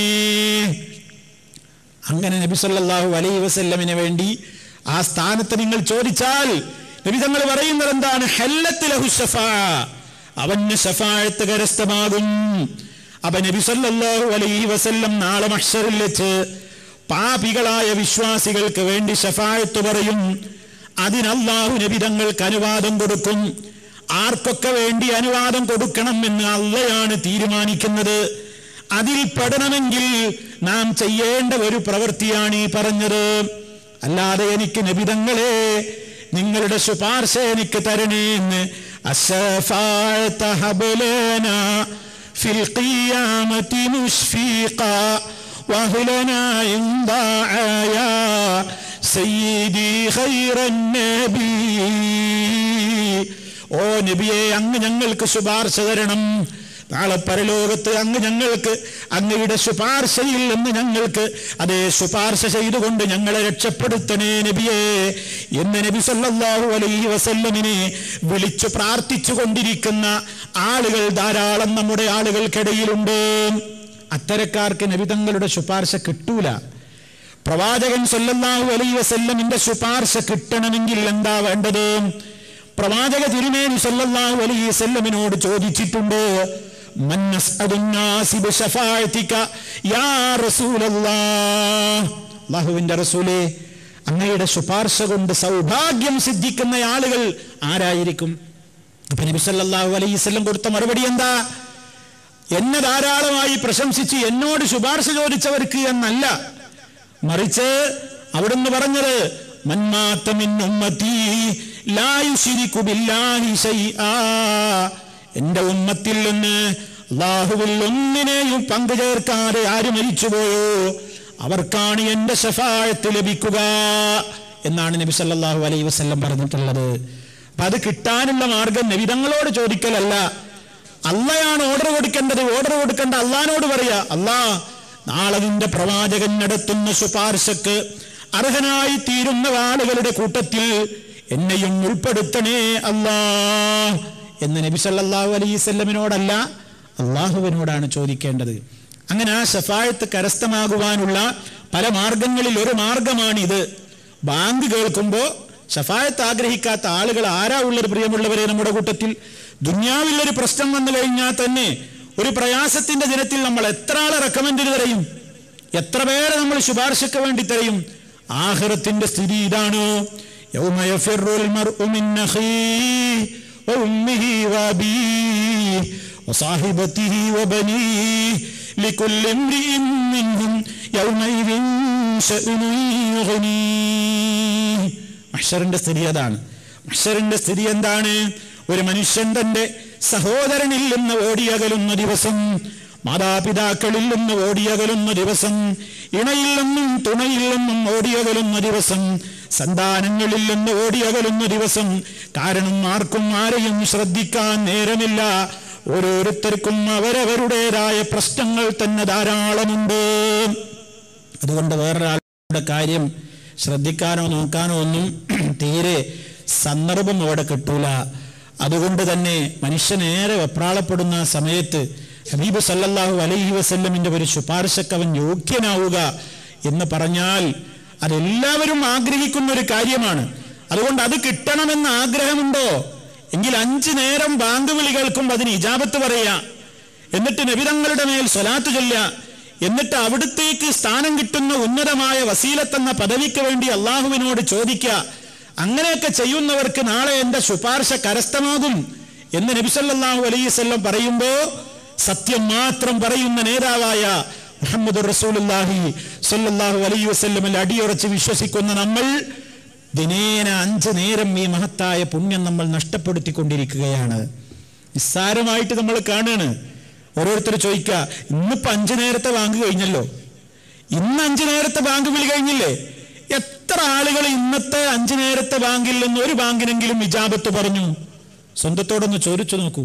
ആത്മവിചാരണ എപ്പോഴും നല്ലതാ, എപ്പോഴും ഒരു പരിശോധന നല്ലതാ. ഇന്ന് ഞാൻ എത്ര ബാങ്കിന് മറുപടി പറഞ്ഞു? എനിക്ക് നാളെ എൻ്റെ റസൂലിന്റെ ശഫായത്ത് കിട്ടണ്ടേ, അതിന് ഞാൻ യോഗ്യനാവണ്ടേ, ഞാൻ അതിനു വേണ്ട മാർഗം ചെയ്തോ? നമ്മൾ ആലോചിക്കണം, നമ്മുടെ മക്കൾക്ക് ആ മെസ്സേജ് കൊടുക്കണം, നാം മനസ്സിലാക്കണം പ്രിയമുള്ളവരെ. അപ്പോ മുസ്ലിമിന്റെ ഒരു ദിവസത്തിൽ നാളെ മഹ്ശറിൽ വെച്ച് പ്രയാസപ്പെടുമ്പോ അള്ളാഹുവിന്റെ റസൂൽ മുഖേന കിട്ടുന്ന ആ ശുപാർശക്ക് അർഹരാകുന്ന യോഗ്യരാകുന്ന ആളുകളുടെ ലിസ്റ്റിൽ ഉൾപ്പെടാൻ ദിനേന നാം പരിശ്രമിക്കേണ്ടുന്ന ഈ കാര്യത്തെക്കുറിച്ച് ഞാനും നിങ്ങളും ബോധവാന്മാരാകേണ്ടതുണ്ട്. ശരി സഹോദരങ്ങളെ, അങ്ങനെ പള്ളിയിലെത്തിയാൽ പള്ളിയിൽ ഇരിക്കുന്നതിന്റെ മുമ്പ് നമുക്കൊരു പ്രത്യേകമായ പുണ്യമുണ്ട്. എല്ലാവർക്കും അറിയാം, തഹിയ്യത്തുൽ മസാജിദ്, പള്ളികളിൽ കയറിയാലുള്ള പ്രത്യേകമായ അഭിവാദ്യ നമസ്കാരമാണത്. നബി സല്ലല്ലാഹു അലൈഹി വസല്ലം പറഞ്ഞു, ഇദാ ദഖല അഹദുകുമുൽ മസ്ജിദ ഫലാ യജ്ലിസ് ഹത്താ യുസല്ലി റകഅതൈൻ. നിങ്ങളിൽ ഒരാൾ പള്ളിയിൽ പ്രവേശിച്ചു കഴിഞ്ഞാൽ 2 റക്അത്ത് നമസ്കരിക്കുന്നത് വരെ അവൻ ഇരിക്കരുത്. അപ്പൊ തഹിയ്യത്ത് പള്ളിയിൽ കയറിയാൽ ഇരിക്കുന്നുണ്ടെങ്കിൽ, പള്ളിയിൽ കയറിയിട്ട് നമ്മൾ ഇരിക്കുകയാണെങ്കിൽ 2 റക്അത്ത് നിസ്കാരം മുഖേനയല്ലാതെ ഇരിക്കരുത്. നബി സല്ലല്ലാഹു അലൈഹി വസല്ലം അത് വളരെ ശക്തമായ നിലക്ക് തന്നെയുള്ള ഒരു പ്രത്യേകമായ പുണ്യമായി തന്നെ അത് കണ്ടിരുന്നു. അതുകൊണ്ടാണ് വളരെ പ്രാധാന്യപൂർവ്വം അവിടുന്ന് ജുമാ ഖുതുബ ജനങ്ങളോട് നിർവഹിച്ചു കൊണ്ടിരിക്കുന്ന ഘട്ടത്തിൽ പോലും, ആ പ്രസംഗത്തിനിടയിൽ പോലും നബി സല്ലല്ലാഹു അലൈഹി വസല്ലം അത് ഉപദേശിക്കാൻ സമയം കണ്ടിട്ടുണ്ട്. ഹദീസിൽ കാണാം, ജാഅ സുലൈഖുനിൽ ഗത്ഫാനി. സുലൈഖുനിൽ ഗത്ഫാനി എന്ന് പറയുന്ന ഒരു സഹാബി ഒരു വെള്ളിയാഴ്ച ദിവസം പള്ളിയിലേക്ക് വന്നു. ആ അവസരത്തിൽ വറസൂലുള്ളാഹി സ്വല്ലല്ലാഹു അലൈഹി വസല്ലം യഖ്തുബു, അല്ലാഹുവിന്റെ റസൂൽ ഖുതുബ നിർവഹിച്ചു കൊണ്ടിരിക്കുകയാണ്. ഫജലസ, ആ വ്യക്തി വന്നിട്ട് നേരെ പള്ളിയിൽ ഇരുന്നു. നബി തങ്ങൾ ഖുതുബ നിർവഹിച്ചു കൊണ്ടിരിക്കെ ഒരു സഹാബി കയറി വരുന്നു. അദ്ദേഹം പള്ളിയിൽ തന്നെ ഇരിക്കുന്നു. ആ അവസരത്തിൽ നബി സല്ലല്ലാഹു അലൈഹി വസല്ലം ചോദിക്കുന്നു ആ സഹാബിയോട്, യാ സുലൈഖ്, ഓ സുലൈഖേ. അദ്ദേഹത്തിന്റെ പേര് സുലൈഖ് എന്നാണ്. അദ്ദേഹത്തെ പേര് വിളിച്ചു, സുലൈഖേ, ഖും, എഴുന്നേൽക്ക്, ഫർകഅ റകഅതൈൻ, 2 റക്അത്ത് നമസ്കരിക്കൂ, വതജവ്വസ് ഫീഹിമാ, വളരെ പെട്ടെന്ന് ചുരുക്കി നമസ്കരിക്കൂ. വളരെ പെട്ടെന്ന് 2 റക്അത്ത് നിസ്കരിക്കാൻ വേണ്ടി ആവശ്യപ്പെടുകയാണ്. ഈ ഹദീസിന്റെ വ്യാഖ്യാനത്തിൽ മഹാന്മാരായ പണ്ഡിതന്മാർ നമുക്ക് പറഞ്ഞു തരുന്നു, ഒരാള് സംഗതിവശാൽ മറന്നു പള്ളിയിൽ അങ്ങോട്ട് ഇരുന്നു, അവൻ ഏതായാലും ഇരുന്നു പോയില്ലേ എന്ന് വിചാരിക്കണ്ട, എഴുന്നേറ്റ് നിസ്കരിക്കാം. കാരണം ഈ സഹാബി വന്നിരുന്നു. അപ്പൊ നബി സല്ലല്ലാഹു അലൈഹി വസല്ലം ഇരുന്നവർക്ക് ഏതായാലും അതില്ല എന്നായിരുന്നെങ്കിൽ നിസ്കരിച്ചോ ഇല്ല എന്ന് പറഞ്ഞപ്പോ എഴുന്നേൽക്കാൻ പറയൂല. നിസ്കരിച്ചില്ല എന്ന് കേട്ടപ്പോ ഇരുന്ന സഹാബിയായിട്ടും പ്രവാചകൻ എന്താ പറയുന്നത്? ഖും, എഴുന്നേൽക്ക്, ഫർകഅ റകഅതൈൻ, 2 റക്അത്ത് നമസ്കരിക്കൂ. അപ്പൊ അത്രയും പ്രാധാന്യവും പുണ്യവും തഹിയ്യത്ത് നമസ്കാരത്തിനുണ്ട് എന്നിതിൽ നിന്ന് നമുക്ക് മനസ്സിലാക്കുവാൻ സാധിക്കും. എന്നാൽ തഹിയ്യത്ത് നിസ്കാരം എന്ന് പറയുന്നത് ഒരു പ്രത്യേക നിസ്കാരമല്ല. പള്ളിയിലിരിക്കുന്നതിന്റെ മുമ്പ് 2 റക്അത്ത് നിസ്കരിക്കണം എന്നതാണ് അതിന്റെ പ്രാധാന്യം. അതുകൊണ്ട് ഒരാൾ ഇനിയിപ്പോ തഹിയ്യത്ത് എന്നിട്ട് നിസ്കാരം തന്നെ വേറെ ചെയ്യണം. അവിടെ ജമാഅത്ത് തുടങ്ങിയിട്ടുണ്ട്, തഹിയ്യത്ത് നിസ്കരിക്കാനായിട്ട് പള്ളിയിൽ വേറൊരു ഭാഗത്ത് പോയി നിൽക്കേണ്ടതില്ല. നബി സല്ലല്ലാഹു അലൈഹി വസല്ലം പറഞ്ഞിട്ടുണ്ട്, ഇദാ ഉഖീമത്തിസ് സ്വലാ, നമസ്കാരത്തിന് ഇഖാമത്ത് വിളിക്കപ്പെട്ട് കഴിഞ്ഞാൽ ഫലാ സ്വലാത്ത ഇല്ലൽ മക്തൂബ, ആ വിളിക്കപ്പെട്ട് കഴിഞ്ഞ നിർബന്ധ നിസ്കാരമല്ലാത്തൊരു നിസ്കാരം പാടില്ല. അതുകൊണ്ട് അവിടെ നിസ്കാരം ജമാഅത്ത് നടക്കുമ്പോൾ വേറൊരു സുന്നത്ത് നിസ്കരിക്കാൻ വേണ്ടി ഇവിടെ കൈകെട്ടാൻ പാടില്ല, ആ ജമാഅത്തിൽ ചേരുകയാണ് വേണ്ടത്. അപ്പോ ഇഖാമത്ത് വിളിച്ചു കഴിഞ്ഞാൽ പുതിയ, അതല്ലെങ്കിൽ ആ മഹത്തായ നമസ്കാരത്തിന്റെ പ്രാധാന്യമോർത്തുകൊണ്ട് അതിലേക്ക് ശ്രദ്ധിക്കുകയാണ് ചെയ്യേണ്ടത്. 2 റക്അത്ത് നിസ്കരിച്ച് ഒരാളോട് ചെന്നു, അയാള് ളുഹറിന്റെ മുമ്പുള്ള 2 റക്അത്ത് സുന്നത്ത് നിസ്കരിച്ചിട്ടില്ല, എന്നാ അയാൾ ആ 2 റക്അത്ത് സുന്നത്ത് നിസ്കരിക്കുന്നതോടുകൂടി തന്നെ അയാൾക്ക് ഏതും കിട്ടാണ്? തഹിയ്യത്ത് കിട്ടുകയാണ്. ഇരിക്കുന്നതിന്റെ മുമ്പ് 2 റക്അത്ത് നിസ്കരിക്കുക. ഒരാൾ പള്ളിയിലെത്തി അവിടെ ജമാഅത്ത് നടക്കുകയാണ്, അവൻ ഇരിക്കുന്നില്ലല്ലോ, അപ്പൊ അവൻ അതും കൂടി ആ ഫർദ് നിസ്കാരത്തിന്റെ കൂടെയും അവന് ലഭിക്കുന്നുണ്ട്. അപ്പൊ ഒരു പള്ളിയിൽ ഇരിക്കുന്നുവെങ്കിൽ 2 റക്അത്ത് നിസ്കരിക്കാതെ ഇരിക്കരുത്. അത്രയും മഹത്വം അതിനുണ്ട് എന്ന് നമ്മൾ മനസ്സിലാക്കിയിരിക്കേണ്ടതാണ്. മാത്രമല്ല, ബാങ്കിനും ഇഖാമത്തിനും ഇടക്ക് നമുക്ക് കിട്ടുന്ന സമയങ്ങൾ അത് വളരെയേറെ പ്രാധാന്യമുള്ള സമയമാണ്. പള്ളിയിൽ നേരത്തെ എത്തി ബാങ്ക് വിളിച്ച് കുറച്ച് സമയം ഇഖാമത്തിന്റെ ഇടയ്ക്കുണ്ട്. ആ അവസരങ്ങളിൽ മറ്റു സംസാരങ്ങളിലേക്ക് തിരിയുകയല്ല വേണ്ടത്. ഏറ്റവും പ്രാധാന്യം അർഹിക്കുന്ന ഒരു സന്ദർഭമാണത്. നബി സല്ലല്ലാഹു അലൈഹി വസല്ലം പറഞ്ഞു, അദ്ദുആഉ ലാ യുറദ്ദു ബൈനൽ അദാനി വൽ ഇഖാമ. ബാങ്കിന്റെയും ഇഖാമത്തിന്റെയും ഇടയ്ക്കുള്ള പ്രാർത്ഥന, ബാങ്കിനും ഇഖാമത്തിനും ഇടയ്ക്കുള്ള സമയത്തിൽ നിർവഹിക്കപ്പെടുന്ന ദുആ അത് തള്ളപ്പെടുകയില്ല. അതിന് പ്രത്യേക ഇജാബത്തുണ്ട്. അള്ളാഹിനോട് ചോദിച്ചാൽ ചോദിച്ചതിന് ഉത്തരം കിട്ടുന്ന നേരമാണത്. അപ്പൊ ഇഖാമത്തിന് സമയമുണ്ട്. ബാങ്ക് കൊടുത്തു കഴിഞ്ഞ് കിട്ടുന്ന അവസരം നമ്മൾ പ്രാർത്ഥനയ്ക്ക് നല്ലോണം ഉപയോഗപ്പെടുത്തണം.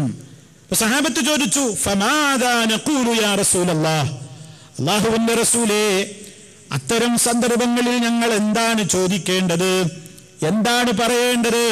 നബി സല്ലല്ലാഹു അലൈഹി വസല്ലം പറയുന്നു, സല്ലല്ലാഹൽ ആഫിയത ഫിദ്ദുനിയാ വൽ ആഖിറ. നിങ്ങൾ അല്ലാഹുവിനോട് ദുനിയാവിലും ആഖിറത്തിലും സൗഖ്യത്തിന് വേണ്ടി തേടിക്കോ. ആഫിയത്തിനെ ചോദിച്ചോ. അല്ലാഹുവേ, നീ ദുനിയാവിലും ആഫിയത്ത് തരണം, ആഖിറത്തിലും സൗഖ്യം തരണം. അങ്ങനെ സൗഖ്യത്തിന് വേണ്ടി, സുഖത്തിന് വേണ്ടി അല്ലാഹുവിനോട് തേടേണ്ടുന്ന അവസരമാണത്. അല്ലാഹുമ്മ ഇന്നി അസ്അലുകൽ ആഫിയത ഫിദ്ദുനിയാ വൽ ആഖിറ. അല്ലാഹുവേ, നിന്നോട് ഞാൻ സൗഖ്യം തേടുന്നു. ഫിദ്ദുനിയാ, ഇഹത്തിലും വൽ ആഖിറ, പരലോകത്തിലും. അങ്ങനെ ആയുരാരോഗ്യത്തിന് വേണ്ടി, സൗഖ്യത്തിന് വേണ്ടി നമുക്ക് എന്തെല്ലാം ആവശ്യങ്ങൾ അല്ലാഹുവിനോട് ചോദിക്കാനുണ്ട്, എന്തെല്ലാം മനക്ലേശങ്ങളുണ്ട്, എന്തെല്ലാം ബുദ്ധിമുട്ടുകളുണ്ട്, എല്ലാം റബ്ബിനോട് പറയാ. ഉത്തരം തരും എന്ന ദൃഢബോധത്തോടെ ചോദിക്കുക. കിട്ടിയെങ്കിൽ കിട്ടി എന്ന അർത്ഥത്തിലല്ല. അള്ളാഹിനോട് എപ്പോ ചോദിക്കുമ്പോഴും നമ്മളൊക്കെ മനസ്സിലാക്കിയിരിക്കേണ്ടത്, ദുആയിരക്കുമ്പോ അള്ളാഹു ഉത്തരം തരും, അള്ളാഹു ഉത്തരം തരും എന്ന ദൃഢവിശ്വാസത്തോടെ ചോദിക്കാനാണ് നബി സല്ലല്ലാഹു അലൈഹി വസല്ലം പറയുന്നത്. ഉദുല്ലാഹ്, നിങ്ങൾ അള്ളാഹുവിനോട് പ്രാർത്ഥിക്കുകയും വഅൻതും മൂഖിനൂന ബിൽ ഇജാബ, ഉത്തരം കിട്ടുമെന്ന ദൃഢമായ ബോധത്തോടെ ആയിരിക്കണം നിങ്ങൾ അള്ളാഹുവിനോട് ചോദിക്കുന്നത്.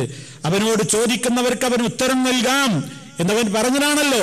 ഉജീബു ദഅവത്തദ്ദാഇ ഇദാ ദഅൻ, എന്നെ വിളിക്കുന്നവന്റെ വിളിക്കവൻ എന്നെ വിളിച്ചാൽ ഞാൻ ഉത്തരം തരും എന്ന് അല്ലാഹു റബ്ബുൽ ആലമീൻ ഓർമ്മപ്പെടുത്തിയതാണ്. അതുകൊണ്ട് തന്റെ കാര്യം, തന്റെ ഭാര്യയുടെയും മക്കളുടെയും കാര്യം, തന്റെ ഭർത്താവിന്റെ കാര്യം, തന്റെ മാതാപിതാക്കളുടെ കാര്യം, അയൽക്കാരുടെ കാര്യം, സ്നേഹിതന്മാരുടെ കാര്യം, സമുദായത്തിന്റെ കാര്യം, മൊത്തം പ്രശ്നങ്ങൾ, എല്ലാത്തിനും വേണ്ടി നാം പ്രാർത്ഥിക്കേണ്ടുന്ന സന്ദർഭങ്ങളാണത്. ഏറ്റവും പ്രാർത്ഥനയ്ക്ക് ഇജാബത്ത് ലഭിക്കുന്ന അത്തരത്തിലുള്ള സമയങ്ങൾ. പ്രാർത്ഥനകളുടെ കാര്യത്തിൽ നമ്മൾ പിശുക്ക് കാണിക്കരുത്. നല്ലോണം ദുആ ചെയ്യുക. ദുആ പോലെ അല്ലാഹുവിന്റെ ഖളാഇനെ തന്നെയും അവൻ മാറ്റിമറിക്കുന്ന മറ്റൊന്നില്ല ദുആ പോലെ. പടച്ചോന്റെ തീരുമാനം തന്നെ നമ്മുടെ ദുആ, നിരന്തരമായ ദുആയിലൂടെ അല്ലാഹു അതിന് മാറ്റം വരുത്തും എന്നാണ് നമുക്ക് പ്രമാണങ്ങളിൽ മനസ്സിലാകുന്നത്. അതുകൊണ്ട് ആ കാര്യത്തിൽ നമ്മുടെ ശ്രദ്ധയുണ്ടാകണം എന്നുണർത്തുകയാണ് സഹോദരങ്ങളെ. ഇനി നാം പ്രവേശിക്കുന്നത് നമസ്കാരത്തിലേക്കാണ്. നമ്മുടെ ഒരു ദിവസത്തിൽ നാം നമസ്കാരത്തിലേക്ക് പ്രവേശിക്കുമ്പോൾ നിയ്യത്തോടെ, നിയ്യത്ത് എന്ന് പറയുമ്പോൾ നമ്മൾ മനസ്സിലാക്കിയതുപോലെ മനസ്സാണതിൻ്റെ സ്ഥാനം. ഇന്ന് പലരും നിയ്യത്തിന് വേണ്ടി ഒരുപാട് സമയം പാഴാക്കുന്നവരാണ്. നിയ്യത്ത് എന്ന് പറഞ്ഞാൽ അത് ചൊല്ലിപ്പറയേണ്ടതാണ് എന്ന അർത്ഥത്തിൽ ഉദൂഇനെ സംബന്ധിച്ച് പറഞ്ഞപ്പോൾ നമ്മൾ പറഞ്ഞിട്ടുണ്ട്, അതിങ്ങനെ ചൊല്ലിപ്പറയേണ്ടതല്ല, മനസ്സാണ് അതിൻ്റെ സ്ഥാനം. ഇന്ന നമസ്കാരം അള്ളാഹുവിന്റെ പൊരുത്തം ഉദ്ദേശിച്ചുകൊണ്ട് ഞാൻ അള്ളാഹുവിന് വേണ്ടി നമസ്കരിക്കുന്നു എന്ന കരുത്തോടുകൂടി തക്ബീറത്തുൽ ഇഹ്റാം നിർവഹിക്കുന്നു. നാം തക്ബീറത്തുൽ ഇഹ്റാം നിർവഹിക്കുമ്പോൾ നാഥന്റെ മുമ്പിലാണ് നിൽക്കുന്നതെന്ന ബോധമാണ് ആ അല്ലാഹു അക്ബർ എന്നതിലൂടെ ആദ്യം തന്നെ നമ്മുടെ മനസ്സിലേക്ക് നമ്മൾ കൊണ്ടുവരുന്നത്. അല്ലാഹു അക്ബർ എന്ന് പറയുന്നതിലൂടെ നമ്മുടെ മനസ്സിലേക്ക് കൊണ്ടുവരുന്നത് എന്താണ്?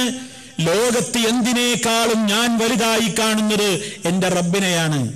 പണത്തേക്കാൾ എനിക്ക് വലുത് അള്ളയാണ്, എന്നേക്കാൾ എനിക്ക് വലുത് അള്ളയാണ്, ലോകത്ത് എല്ലാവരേക്കാളും എനിക്ക് വലുത് അള്ളയാണ്, സ്ഥാനമാനങ്ങളെക്കാൾ എനിക്ക് വലുത് അള്ളയാണ്, എന്തിനേക്കാളും എനിക്ക് വലുത് അള്ളയാണ് എന്ന അല്ലാഹു അക്ബർ, അല്ലാഹു അല്ലാത്ത മറ്റുള്ള എല്ലാ ചിന്തകളിൽ നിന്നും മനുഷ്യ മനസ്സുകളെ അങ്ങ് മാറ്റി നിർത്തിയിട്ട് അല്ലാഹുവിലേക്ക് ശ്രദ്ധ കേന്ദ്രീകരിക്കുന്ന ദിക്റാണ് നിസ്കാരത്തിലേക്ക് തുടങ്ങുമ്പോൾ തന്നെ നമ്മൾ നിർവഹിക്കുന്ന തക്ബീറത്തുൽ ഇഹ്റാം. അവിടെ മുതൽ നമ്മുടെ ശ്രദ്ധ വളരെ കേന്ദ്രീകൃതമാവാൻ വേണ്ടി ശ്രദ്ധിക്കണം.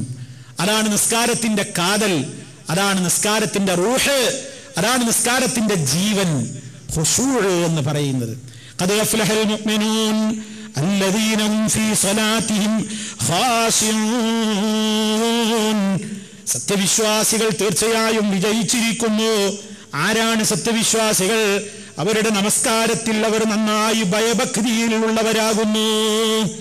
നിസ്കാരത്തിൽ നല്ല ഖുശൂഉള്ള മുഅ്മിനീങ്ങൾ വിജയിച്ചിരിക്കുന്നു. ഒരു മുഅ്മിനിന്റെ വിജയം കണക്ട് ചെയ്യപ്പെടുന്ന ആദ്യത്തെ കാര്യം നിസ്കാരത്തിലെ ഖുശൂ ആണ്, നിസ്കാരത്തിലെ ഭയഭക്തിയാണ്. അത് ഏറ്റവും കൂടുതൽ നമ്മൾ ശ്രദ്ധിക്കേണ്ടതുണ്ട്. അതിനുള്ള മാർഗം എന്താ? നബി സല്ലല്ലാഹു അലൈഹി വസല്ലം പറഞ്ഞു, എല്ലാം നന്നാക്കി ചെയ്യുക. എന്താണ് ഈ നന്നാക്കി ചെയ്യൽ? എന്താണ് ഇഹ്സാൻ എന്ന് നബി സല്ലല്ലാഹു അലൈഹി വസല്ലമിനോട് ജിബ്രീൽ അലൈഹിസ്സലാം ചോദിച്ചിട്ടുണ്ട്. നബി തങ്ങൾ മറുപടി പറഞ്ഞു, അൽ ഇഹ്സാനു അൻ തഅബുദല്ലാഹ കഅന്നക തറാ ഫഇൻ ലം തകുൻ തറാഹു ഫഇന്നഹു യറാക്. എല്ലാവരും ശ്രദ്ധിക്കേണ്ട കാര്യമാണ്. നമ്മളൊക്കെ നമസ്കരിക്കുന്നവരാണ്. ആ നമസ്കാരം ഫലവത്തായി തീരണമെങ്കിൽ അതിൻ്റെ ഏറ്റവും പരമപ്രധാനമായ കാമ്പാണ് അതിൻ്റെ ഖുശൂഅ്. അല്ലാഹു അക്ബർ എന്ന് പറഞ്ഞ് കൈകെട്ടി നമ്മൾ നമസ്കാരത്തിലേക്ക് പ്രവേശിക്കുന്നത് മുതൽ ഞാൻ നിൽക്കുന്നത് എവിടെയാണ്? അള്ളാഹുവിന്റെ മുമ്പിലാണ് ഞാൻ നിൽക്കുന്നത്. ഞാൻ അവനെ അങ്ങോട്ട് കാണുന്നില്ല, പക്ഷെ അവൻ എന്നെ ഇങ്ങോട്ട് കാണുന്നു. ആ ബോധം ആദ്യം തന്റെ മനസ്സിലേക്ക് കൊണ്ടുവരണം. ഞാൻ സർവാധിരാജനായ അള്ളാഹുവിന്റെ മുമ്പിലാണ് നിൽക്കുന്നത്. ഞാൻ അവനെ അങ്ങോട്ട് കാണുന്നില്ല, പക്ഷെ അവൻ എന്നെ ഇങ്ങോട്ട് കാണുന്നു. എൻ്റെ എല്ലാ ചലനങ്ങളും അവൻ അറിയുന്നു. എൻ്റെ മനസ്സ് വരെ അവൻ അറിയാം. ആ ഒരു ബോധം നമ്മുടെ മനസ്സിൽ ആദ്യം കൊണ്ടുവരണം. മറ്റുള്ള എല്ലാ ചിന്തകളും മനസ്സിന്ന് പോക്കാനാണ് ഈ തുടക്കം തന്നെ അല്ലാഹു അക്ബർ പറയുന്നത്. ആ അല്ലാഹു അക്ബർ ഇടയ്ക്കിടെ നമ്മൾ ഓർമ്മപ്പെടുത്തും. ഓരോ അനക്കങ്ങളിലും ഓർമ്മപ്പെടുത്തുകയാണ്. കുനിയുമ്പോ അല്ലാഹു അക്ബർ, അവിടുന്ന് ഉയരുമ്പോ അല്ലാഹു അക്ബർ, സുജൂദിലേക്ക് പോകുമ്പോ, ഉയരുമ്പോ, എഴുന്നേൽക്കുമ്പോ ഒക്കെ ഈ ഒരു പ്രത്യേകമായ മന്ത്രം, ഈ ഒരു പ്രത്യേകമായ ദിക്ർ, ഈ ഒരു പ്രത്യേകമായ പ്രഖ്യാപനം, അള്ളയാണ് വലുത്, അള്ളയാണ് വലുത്, അവനുണ്ടെനിക്ക് എന്ന പ്രതീക്ഷ നൽകുന്ന തക്ബീർ. ആ തക്ബീർ മനസ്സറിഞ്ഞു ചൊല്ലിയാൽ തന്നെ നമ്മൾ ടെൻഷനുകളൊക്കെ അകലും. ആരെന്ത് കുതന്ത്രം കളിച്ചാലും അള്ളയുണ്ടെനിക്ക്, അള്ളയാണ് വലിയവൻ. ലോകത്ത് എത്ര തന്നെ സ്വാധീനമുള്ളവരാകട്ടെ, വമ്പൻ പ്രമാണിമാരാകട്ടെ, പണക്കാരാവട്ടെ, സ്വാധീനമുള്ളവരാകട്ടെ, എന്തുമുള്ളവരാകട്ടെ, എനിക്കള്ളയുണ്ട്. അല്ലാഹു അക്ബർ, അള്ളയാണ് ഏറ്റവും വലിയവൻ. അതുകൊണ്ടാണ് നബിക്കും സഹാബത്തിനൊക്കെ നിസ്കരിച്ചു കഴിയുമ്പോൾ വല്ലാത്തൊരു ആവേശമായിരുന്നു.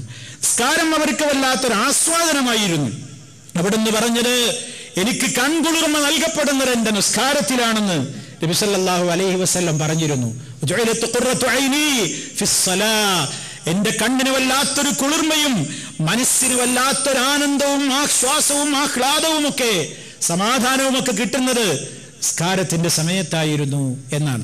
നിസ്കാരത്തിന്റെ കഴിച്ചുകൂട്ടാനാണ് നമ്മളൊക്കെ പാടുപെടുന്നത്. അതൊന്ന് പെട്ടെന്ന് കഴിഞ്ഞെങ്കിൽ അവരങ്ങനെയുള്ള നിസ്കാരം തീരരുതേ. ആ നിലക്ക് നിസ്കാരത്തിൽ വല്ലാത്തൊരു ആസ്വാദനം അനുഭവിച്ചു കൊണ്ടിരുന്ന മഹാന്മാരായിരുന്നു. അതങ്ങനെ വേണമെങ്കിൽ അള്ളാഹുവിന്റെ മുമ്പിലാണ് ഞാൻ നിൽക്കുന്നതെന്ന ബോധത്തോടെ ഞാൻ അവന്റെ മുമ്പിൽ നിൽക്കുകയാണ്. അതെ, അതുകൊണ്ട് എന്റെ ശ്രദ്ധ അങ്ങോട്ടും ഇങ്ങോട്ടും പോയിക്കൂടാ. ഞാൻ മറ്റൊരിടത്തേക്ക് കണ്ണു തിരിച്ചുകൂടാ, മറ്റൊരിടത്തേക്ക് എന്റെ ശ്രദ്ധ പോയിക്കൂടാ. നിസ്കാരത്തിൽ ഇൽത്തിഫാത്ത് ഉണ്ടാവുക, തിരിഞ്ഞുനോട്ടം ഉണ്ടാവുക എന്ന് പറയുന്നത് ബാഹ്യമായ തിരിഞ്ഞുനോട്ടവും ആന്തരികമായ തിരിഞ്ഞുനോട്ടവും ഉണ്ട്. കണ്ണുകൾ അങ്ങോട്ടും ഇങ്ങോട്ടും തിരിച്ചാൽ അത് ബാഹ്യമായ തിരിഞ്ഞുനോട്ടമാണ്. ഹൃദയം തിരിഞ്ഞുപോയാൽ അത് ആന്തരികമായ തിരിച്ചിലാണ്. രണ്ട് തിരിയലും അള്ളാഹു മനസ്സിലാക്കും. അതിനനുസരിച്ചാണ് പ്രതിഫലം കിട്ടുന്നത്. അതുകൊണ്ട് നമസ്കാരത്തിന്റെ കാമ്പ് അള്ളാഹ് വളരെ ശ്രദ്ധിക്കുന്നുണ്ട്. നമ്മുടെ ഹൃദയം, ഇന്നല്ലാഹ ലാ യൻദുറു ഇലാ സുവരിക്കും വഅംവാലിക്കും, നിശ്ചയമായും അള്ളാഹു നിങ്ങളുടെ രൂപങ്ങളിലേക്കോ നിങ്ങളുടെ സമ്പത്തുകളിലേക്കോ അല്ല നോക്കുന്നത്. വലാകിൻ യൻദുറു ഇലാ ഖുലൂബിക്കും വഅഅമാലിക്കും, നിങ്ങളുടെ ഹൃദയങ്ങളിലേക്കാണ് അവൻ നോക്കുന്നത്. ആ ഹൃദയത്തിലുള്ള നിങ്ങളുടെ നിയ്യത്തിനനുസരിച്ച് നിങ്ങൾ എന്തൊക്കെയാണോ പ്രവർത്തനങ്ങൾ ചെയ്യുന്നത്, ആ പ്രവർത്തനങ്ങളെയുമാണ് അള്ളാഹു നോക്കുന്നത്. മനസ്സറിഞ്ഞു കൂലി കൊടുക്കുന്ന സംവിധാനമാണ് അള്ളാഹിന്റെ അടുക്കലുള്ളത്. നേരെ മറിച്ച് അത് ലോകത്ത് ആ സംവിധാനം വേറെ എവിടെ ഇല്ല. ഒരേ പ്രവർത്തനം തന്നെ പലരും ചെയ്യുന്നു. ചിലർ ആത്മാർത്ഥമായിട്ട് ചെയ്യും, ചിലർ ആത്മാർത്ഥരല്ലാതെയും ചെയ്യും. ബാഹ്യമായിട്ട് നമ്മൾ നോക്കുമ്പോൾ രണ്ടും ഒരേ പ്രവർത്തനമാണ്. പക്ഷേ അള്ളാഹുവിന്റെ അടുക്കൽ എത്തുമ്പോൾ രണ്ടിനും വ്യത്യസ്ത രൂപത്തിലാണ്. കാരണം മനസ്സറിഞ്ഞുകൊണ്ട് പ്രതിഫലം കൊടുക്കുവാൻ അള്ളാഹുവിന് സാധിക്കുന്നു. അതുകൊണ്ട് പ്രിയ സഹോദരി സഹോദരന്മാരെ, നമ്മുടെ ജീവിതത്തിൽ നമസ്കാരം അതൊരാസ്വാദനമായ നിലയ്ക്ക് തന്നെ വളരെ ആസ്വദിച്ച് നമസ്കരിക്കുവാൻ നമുക്ക് സാധിക്കണമെങ്കിൽ ഖുശൂ ആണ് ഉണ്ടാകേണ്ടത്. വെറുതെ കാട്ടിക്കൂട്ടലുകളല്ല. മുസല്ലയിൽ നിന്നു, പള്ളിയിൽ നിന്നു, നിസ്കാരത്തിന് വേണ്ടി നിന്നു കേവലം എന്തോ ഒരു ചടങ്ങുകളായി അധപ്പതിച്ചു കൊണ്ടിരിക്കുന്ന ഒരവസ്ഥ ഇന്ന് സമൂഹത്തിൽ വരികയാണ്. സത്യവിശ്വാസികളായ ആളുകൾക്ക് അള്ളാഹു വലിയ മഗ്ഫിറത്തും വമ്പിച്ച പ്രതിഫലവും ഒരുക്കി വെച്ചിട്ടുണ്ട് എന്ന് സൂറത്തുൽ അഹ്സാബിൽ അല്ലാഹു തആല പറഞ്ഞെടുത്ത് ഇന്നൽ മുസ്ലിമീന വൽ മുസ്ലിമാതി വൽ മുഅ്മിനീന വൽ മുഅ്മിനാതി എന്നിങ്ങനെ യഥാർത്ഥത്തിൽ അല്ലാഹുവിങ്കൽ വലിയ പ്രതിഫലം നൽകപ്പെടുന്ന മഹത്തുക്കളെ കുറിച്ച് പറഞ്ഞപ്പോൾ അല്ലാഹ് ഒരു ഗുണമായി കൊണ്ട് പറഞ്ഞത് വൽ ഖാശിഈന വൽ ഖാശിആത്ത്, ഭയഭക്തിയുള്ള പുരുഷന്മാർ, ഭയഭക്തിയുള്ള സ്ത്രീകൾ, അവർക്കാണ് അല്ലാഹു അഅദ്ദല്ലാഹു ലഹും മഗ്ഫിറ, അവർക്ക് അല്ലാഹു പാപമോചനം ഒരുക്കി തയ്യാറാക്കി വച്ചിരിക്കുന്നു. വഅജ്റൻ അദീമാ, വമ്പിച്ച പ്രതിഫലവും ഒരുക്കി വച്ചിരിക്കുന്നു. അപ്പോ ഏറ്റവും കൂടുതൽ പ്രയാസം തന്നെയാണ് ആ ഖുശൂഅോടുകൂടെയുള്ള നിസ്കാരം. വിശുദ്ധ ഖുർആൻ തന്നെ പറഞ്ഞില്ലേ, വസ്തഈനൂ ബിസ്സബ്രി വസ്സലാഹ് വഇന്നഹാ ലകബീറത്തുൻ ഇല്ലാ ലിൽ ഖാശിഈൻ. നല്ല ഭക്തിയുള്ള ആളുകൾക്കല്ലാതെ മറ്റുള്ളവർക്കൊക്കെ വല്ലാത്തൊരു ഭാരം തന്നെയാണ് നിസ്കാരവും സഹനവുമൊക്കെ. നിസ്കരിക്കുക എന്ന് പറഞ്ഞാൽ നല്ല ഖുശൂ ഇല്ലാത്തവർക്ക് അതൊരു ഭാരം തന്നെയാണ്. നമ്മൾ ചിന്തിക്കണം, നമ്മൾ ഏതിലാ പെടുന്നത്. ഒരു നേരത്തെ നിസ്കാരം അന്ന് കഴിഞ്ഞ് കിട്ടണം, അതും കൂടി കഴിഞ്ഞ് കിട്ടിയാൽ മതിയായിരുന്നു എന്നൊക്കെ ഒരു ഭാരം, എന്തോ ഒരു ഭാരം ഇറക്കി വെക്കുന്നത് പോലെ ആകുന്നുവോ നമ്മുടെ മനോഗതി എന്ന് നമ്മൾ ആലോചിക്കേണ്ടതുണ്ട്.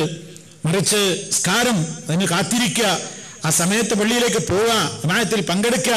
ഇനി വീട്ടിൽ നിസ്കരിക്കുന്ന സ്ത്രീകളാണെങ്കിൽ ആ നിസ്കാരത്തിന്റെ സമയം പ്രതീക്ഷിക്കുക. പെട്ടെന്ന് എപ്പോഴെങ്കിലും എല്ലാ പണിത്തിരക്കും കഴിഞ്ഞിട്ടൊരു നിസ്കാരം. അങ്ങനെയല്ല, പള്ളിയിൽ പോകുന്നില്ലേ, ആദ്യ വക്തത്തിൽ തന്നെ നിസ്കരിക്കലാണ് അവർക്ക് ഏറ്റവും പുണ്യം. പള്ളിയിൽ പോകാൻ അവസരമല്ലേ, വീട്ടിൽ നിന്നാണോ എങ്കിൽ അതാണല്ലോ ബഹുഭൂരിപക്ഷം ആളുകളും ചെയ്യാറുള്ളത്. ബഹുഭൂരിപക്ഷം 99% ശരി, എന്നാരെങ്കിലും നീട്ടിവെക്കേണ്ടതല്ലേ, എല്ലാം കഴിഞ്ഞിട്ട് കുറെ കഴിഞ്ഞിട്ടല്ല. അതൊക്കെ അഫ്ളൽ വക്തത്തിൽ തന്നെ നിർവഹിച്ച് പുണ്യം നേടാൻ വേണ്ടി പരിശ്രമിക്കേണ്ടതുണ്ട്. മുസ്ലിമിന്റെ ഒരു ജീവിതമാണല്ലോ നമ്മുടെ വിഷയം. അതുകൊണ്ട് നമ്മുടെ ജീവിതത്തിൽ ഇതിനൊക്കെ ഒരു ശ്രദ്ധ, ഇതൊക്കെ എല്ലാവരും മനസ്സ് വെച്ചാൽ നമുക്ക് അല്ലാഹുവിങ്കൽ നിന്ന് വലിയ പുണ്യം സമ്പാദിച്ചു തരുന്ന കാര്യമാണ്. നിസ്കാരത്തിൽ ഖുശൂ ഇല്ലാതെ അല്ലെങ്കിൽ ജീവിതത്തിൽ പടച്ചവനെ പേടിയില്ലാത്തൊരു ഖൽബ്, അതിൽ നിന്ന് അല്ലാഹുവിന്റെ റസൂൽ കാവൽ ചോദിക്കാൻ നമ്മോട് പഠിപ്പിച്ചു തന്നിരിക്കുകയാണ്. ദുആകളിൽ നമുക്ക് കാണാം, അവിടുന്ന് പ്രാർത്ഥിക്കാറുണ്ടായിരുന്നു. മുസ്ലിം ഉമ്മത്തിനോട് പ്രാർത്ഥിക്കാൻ പഠിപ്പിച്ചു തന്നു. അല്ലാഹുമ്മ ഇന്നി അഊദു ബിക മിൻ ഇൽമിൻ ലാ യൻഫഉ വമിൻ ഖൽബിൻ ലാ യഖ്ശഉ വമിൻ നഫ്സിൻ ലാ തശ്ബഉ വമിൻ ദഅവത്തിൻ ലാ യുസ്തജാബു ലഹാ.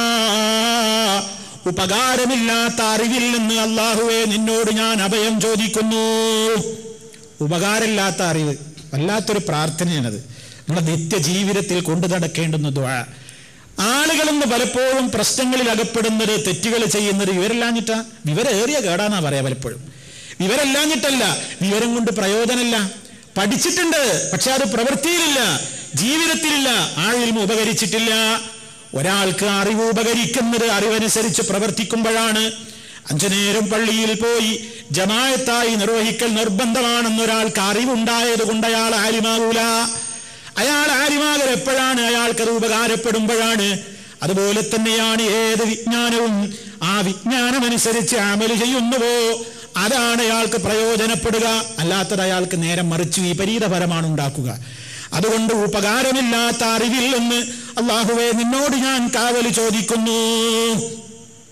എത്ര ഹദീസ് പഠിച്ചിട്ടെന്താ, എത്ര ഖുർആൻ പഠിച്ചിട്ടെന്താ? ചിലരോട് അതൊന്നും പറയാൻ പറ്റൂല. ഖുർആൻ ഓതി കൊടുത്തിട്ട് കാര്യമില്ല, ഹദീസിലുണ്ട് എന്ന് പറഞ്ഞിട്ട് കാര്യമില്ല. കാരണം അവന്റെ ഇൽമ അവന് ഉപകാരമല്ല. പഠിക്കാത്തോണ്ടല്ല, പഠിച്ചിട്ടുണ്ട്, പക്ഷേ ചില സ്വാർത്ഥ താല്പര്യങ്ങൾക്ക് വേണ്ടി അവൻ പ്രമാണങ്ങളെ വലിച്ചെറിയും. അവന്റെ ഖൽബിലേക്ക് അത് കയറുന്നില്ല. എന്താ കാരണം? പഠിച്ചത് അവന് ഉപകരിക്കാതെ പോകുന്നു. പഠിച്ചത് ഉപകരിക്കണമെങ്കിൽ അല്ലാഹുവിന്റെ പ്രത്യേകമായൊരു ഫദ്ല് വേണം. അതിനുവേണ്ടി നാഫിയായ ഇൽമു തരണേ അല്ലാഹ്. നാഫിയല്ലാത്ത ഇൽമിൽ നിന്ന് കാവല് ചോദിക്കുന്നു. വമിൻ ഖൽബിൻ ലാ യഖ്ശഉ ഭയപ്പെടാത്തവർ ഹൃദയത്തിൽ നിന്ന് നിന്നോട് കാവൽ ചോദിക്കുന്നു. എന്ത് കേട്ടാലും കുലുങ്ങാത്തൊരു മനസ്സ്, എന്തെന്നെ കേട്ടാലും ഒരു കുലുക്കമല്ല, ആ നിലക്കൊരു പേടിയില്ല. നീ എന്ത് കേട്ടാലും മനസ്സിന് യാതൊന്നും ഒരു ചലനമല്ല. പാറയേക്കാൾ കടുത്തുറച്ച മനസ്സ് എന്ന് പറയും പോലെ അങ്ങനത്തെ ഒരു ഖൽബ് പടച്ചോനെ തരരുതേ. നല്ല ഖുശൂഉള്ള ഒരു ഹൃദയം തരണേ. ഒരിക്കലും ആർത്തി തീരാത്തൊരു മനസ്സ് തരരുതേ. എത്ര കിട്ടിയാലും ഒടുങ്ങാത്ത ദുരയും മോഹവുമായി നടക്കുന്ന, ആർത്തി പൂണ്ട് ദുരാർത്തിയും കൊണ്ട് നടക്കുന്ന, എന്ത് കിട്ടിയാലും തീരാത്ത ഒരു ആർത്തിയുള്ള മനസ്സിൽ നിന്ന് കാവൽ ചോദിക്കുന്നു.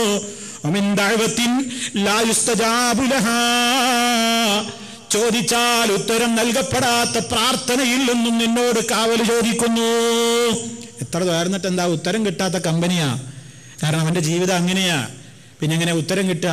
ആ അവസ്ഥയിൽ നിന്നും കാവൽ ചോദിക്കുന്നു. സഹീഹ് മുസ്ലിമിലുള്ള പ്രാർത്ഥനയാണ്. അപ്പോ നിസ്കാരത്തിൽ നമ്മൾ 5 നേരം നമ്മുടെ എല്ലാ അവസരങ്ങളിലും പ്രാർത്ഥനകളിലും ഇത് നമ്മൾ നിരന്തരമായി തേടണം. കാരണം അള്ളാഹ് ഇറക്കിയ നിയമങ്ങളോട് മനസ്സിനൊരു പേടി ഉണ്ടാവുക എന്നുള്ളത് ഏറ്റവും വലിയ ഒരു നിഅമത്താ. ആ പേടി നഷ്ടപ്പെട്ടതാണ് യഹൂദികൾക്കും നസറാനികൾക്കും ഉണ്ടായ പരാജയത്തിന് കാരണം. അവർക്ക് വേദം കിട്ടാഞ്ഞിട്ടല്ലല്ലോ. യഹൂദിയും നസറാനിയും പഴച്ചു പോകാൻ എന്താ കാരണം? തൗറാത്തും ഇഞ്ചീലും അള്ളാഹ് അവർക്ക് കൊടുക്കാഞ്ഞിട്ടല്ല, കൊടുത്തു, അവരത് വായിച്ചു, അവരത് പഠിച്ചു. പക്ഷേ കാലം കുറെ ചെന്നപ്പോ എന്ത് തൗറാത്തിലെ ആയത്ത് കേട്ടാലും എന്ത് ഇഞ്ചീൽ കേട്ടാലും യഹൂദി നസറാനിയുടെ ഖൽബിൽ ഏശാദായി. നമ്മുടെ ആളുകളെ പോലെ, അല്ലെങ്കിൽ നമ്മുടെ അവസ്ഥ പോലെ, എന്തെന്നെ കേട്ടാലും എനിക്കതൊരു വിഷയമല്ല എന്ന നിലക്കായി പോകുന്നവരവസ്ഥ വരാതെ നോക്കണേ എന്ന് നബി സല്ലല്ലാഹു അലൈഹി വസല്ലം അല്ലാഹു തആല പഠിപ്പിക്കുന്നു. അലം യഇനില്ലദീന ആമനൂ, സത്യവിശ്വാസികൾക്ക് നേരമായില്ലേ? അല്ലാഹ് ചോദിക്കുകയാണ്, സത്യവിശ്വാസികൾക്ക് സമയമായില്ലേ? എന്തിന്? അൻ തഖ്ശാ ഖുലൂബുഹും ലിദിക്രില്ലാഹ്, അവരുടെ ഹൃദയങ്ങൾ അല്ലാഹുവിനെ സംബന്ധിച്ചുള്ള ഭയഭക്തിയിൽ മുഴുകുവാൻ നേരമായില്ലേ? അല്ലാഹുവിനെ സംബന്ധിച്ചുള്ള ഓർമ്മയിൽ ഹൃദയത്തിൽ പേടി ഉണ്ടാകാൻ വിശ്വാസികൾക്ക് നേരമായില്ലേ? ഒമാ നസല മിനൽ ഹഖി, സത്യത്തിൽ നിന്നവൻ അവതരിപ്പിച്ചതിനെ സംബന്ധിച്ചും ഹൃദയത്തിൽ ഒരു ഭയമുണ്ടാകുവാൻ വിശ്വാസികൾക്ക് നേരമായില്ലേ? പ്രമാണങ്ങൾ കേൾക്കുമ്പോൾ ഒരു പേടി, ആയത്ത് കേൾക്കുമ്പോൾ ഒരു പേടി, ഹദീസ് കേൾക്കുമ്പോൾ ഒരു പേടി, അതെ, അതിനോടൊരു ഭയഭക്തി ഉണ്ടാകുവാൻ ഇനിയും സമയമായില്ലേ? വലായകൂനു, അവരായിത്തീരാതിരിക്കാനും അവർക്ക് നേരമായില്ലേ? ആയിപ്പോകാതിരിക്കാൻ ആരെപ്പോലെ? കല്ലദീന ഊത്തുൽ കിതാബ മിൻ ഖബൽ, ഇതിനു മുമ്പ് വേദഗ്രന്ഥം നൽകപ്പെട്ടവരെ പോലെ ആവാതിരിക്കാനും. എന്താ അവർക്കുണ്ടായ സുഖക്കെടെന്താ? ഫതാല അലൈഹിമുൽ അമദു, കാലം കുറെ നീണ്ടുപോയപ്പോൾ ഫഖസത് ഖുലൂബുഹും, അവരുടെ ഹൃദയങ്ങളൊക്കെ കടുത്തുറച്ചു പോയി. വകസീറും മിൻഹും ഫാസിഖൂൻ, അവരിൽ അധികം ആളുകളും എന്തായി? ഫാസിക്കുകളായി തീർന്നു എന്ന് അല്ലാഹു തആല പറയുന്നുണ്ട്. അതുകൊണ്ട് സമൂഹത്തിൽ നിന്ന് സുഹൃത്തുക്കളെ ആദ്യമായി നഷ്ടപ്പെട്ടു പോവുക ഖുശൂ ആയിരിക്കും. ബുദ്ധർദാ റളിയല്ലാഹു തആല എന്ന് പറഞ്ഞൊരു വാചകണ്ട്, ജനങ്ങളിൽ നിന്ന് ആദ്യമായി ഉയർത്തപ്പെടുന്നത് ഖുശൂ ആയിരിക്കും. ജനങ്ങളുടെ മനസ്സുകളിൽ നിന്ന് ഖുശൂ ആണ് ആദ്യം പോവുക. ഭയഭക്തി എന്നുള്ളത് മനുഷ്യ മനസ്സുകളിൽ നിന്ന് ഉയർത്തപ്പെടുന്ന ഒരു കാലം വരും. ജനങ്ങളിൽ നിന്ന് ആദ്യം ഒഴിവാകുക, അതാണ് നാ പറയപ്പെട്ടത്. എന്നിട്ടോ യൂശിക്കു അൻ തദ്ഖുല മസ്ജിദ ജമാഅത്തിൻ, ഒരു ജമാഅത്ത് നടക്കുന്ന പള്ളിയിൽ നീ പ്രവേശിക്കുമ്പോൾ ഫലാ തറാ ഫീഹി റജുലൻ ഖാശിയാ, ഖുശൂഉള്ള ഒരാളെയും നീ കാണാത്ത ഒരവസ്ഥ വരും. ഒരു പള്ളിയിൽ കയറി നോക്കിയാൽ ഖുശൂഉള്ള ഒരാളെയും കാണാത്തൊരവസ്ഥ വരും. എങ്ങനെ നമുക്ക് കാണാം? ഖുശൂ ഖൽബിലല്ലേ എന്ന് ചോദിക്കും. ഖൽബിലുണ്ടെങ്കിൽ അനക്കത്തിലും കാണും, ഖൽബിലുണ്ടെങ്കിൽ ആ പെരുമാറ്റത്തിലും ഉണ്ടാകും. അതുകൊണ്ട് ഖുശൂ ആണ് സമൂഹത്തിൽ നിന്ന് ആദ്യം പോവുക എന്നാണ് മഹൽവചനങ്ങൾ നമുക്ക് അറിയിച്ചു തരുന്നത്. അതുകൊണ്ട് നമ്മുടെ നിസ്കാരങ്ങളിൽ ഖുശൂ നിലനിർത്താൻ വേണ്ട കാര്യങ്ങൾ നമ്മൾ ശ്രദ്ധിക്കണം. അപ്പോഴേ ആ നമസ്കാരം ഫലവത്തായി തീരുകയുള്ളൂ. അതിന് പ്രത്യേകമായി നമ്മൾ ചെയ്യേണ്ടത് എന്താണ്? അള്ളാഹുവിൻ്റെ മുമ്പിലാണ് നിൽക്കുന്നതെന്ന ബോധം, അവൻ കാണുന്നുണ്ടെന്ന ബോധം. അതിനു പുറമെ നമ്മൾ ചൊല്ലിക്കൊണ്ടിരിക്കുന്ന ആയത്തുകൾ, അതുപോലെ തന്നെ ദിക്റുകൾ, ദുആകൾ, തസ്ബീഹുകൾ, അതിൻ്റെയൊക്കെ അർത്ഥം ഗ്രഹിക്കുക, അർത്ഥമറിഞ്ഞ് മനസ്സിലാക്കിക്കൊണ്ട് ചൊല്ലുക. അതൊക്കെയാണ് ആ പ്രത്യേകമായ രൂപത്തിൽ ഖുശൂ അല്പമെങ്കിലും നിലനിൽക്കുവാൻ നാം ചെയ്യേണ്ടത്. ഇതൊക്കെ നമുക്ക് അറിയാത്ത സംഗതികളല്ല, പക്ഷേ നാം ഇതിൻ്റെ കൂടെയുള്ള പരിശ്രമം കൂടി നമുക്ക് വേണം. അങ്ങനെ നമ്മുടെ നിസ്കാരം നിത്യജീവിതത്തിൽ നമ്മുടെ ഓരോ ദിവസവും നമ്മൾ നിർവഹിക്കുന്ന നിസ്കാരം അത് ഫലവത്തായി തീരണം. അതിന് വേണ്ട രൂപത്തിലുള്ള ഇത്തരം കാര്യങ്ങളോട് നമുക്ക് വല്ലാത്തൊരു ആഭിമുഖ്യമുണ്ടാകണം, താല്പര്യമുണ്ടാകണം എന്നാണ് ഈ അവസരത്തിൽ എന്നോട് നിങ്ങളോട് ഉണർത്താനുള്ളത്. അല്ലാഹു റബ്ബുൽ ആലമീൻ നമ്മുടെ ഓരോ ദിവസങ്ങളും സൽക്കർമ്മങ്ങളാൽ ധന്യമാക്കുവാൻ നമുക്കെല്ലാം അവൻ തൗഫീഖ് നൽകുകയും നമ്മെ ഓരോരുത്തരെയും അവൻ അനുഗ്രഹിക്കുകയും ചെയ്യുമാറാകട്ടെ. എല്ലാവിധ പ്രയാസങ്ങളിൽ നിന്നും ദുരന്തങ്ങളിൽ നിന്നും പരീക്ഷണങ്ങളിൽ നിന്നും അള്ളാഹു നമുക്ക് രക്ഷയും സമാധാനവും നൽകി അനുഗ്രഹിക്കുമാറാകട്ടെ. മാരകമായ രോഗങ്ങളിൽ നിന്ന്, സഹിക്കാനാവാത്ത വേദനകളിൽ നിന്ന്, പരീക്ഷണങ്ങളിൽ നിന്ന് അള്ളാഹു നമ്മെ കാത്ത് രക്ഷിക്കുമാറാകട്ടെ. ഈമാനോടുകൂടെ മരിക്കുവാനുള്ള സൗഭാഗ്യം അള്ളാഹു നമുക്കും നമ്മുടെ കുടുംബാദികൾക്കും പ്രദാനം ചെയ്യുമാറാകട്ടെ. അല്ലാഹുമ്മ റബ്ബന തഖബ്ബൽ മിന്നാ ഇന്നക അൻതസ് സമീഉൽ അലീം വതുബ് അലൈനാ ഇന്നക അൻതത് തവ്വാബുർ റഹീം വഗ്ഫിർ ലനാ ഇന്നക അൻതൽ ഗഫൂറുർ റഹീം. اللهم توفنا مسلمين وألحقنا بالصالحين. اللهم اجعل هذا البلد آمنا مطمئنا وسائر بلاد المسلمين. ربنا اغفر لنا ولإخواننا الذين سبقونا بالإيمان ولا تجعل في قلوبنا غلا للذين آمنوا ربنا إنك رؤوف رحيم. توفنا مسلمين وألحقنا بالصالحين. اللهم صل على محمد وعلى آل محمد. والسلام عليكم ورحمة الله وبركاته.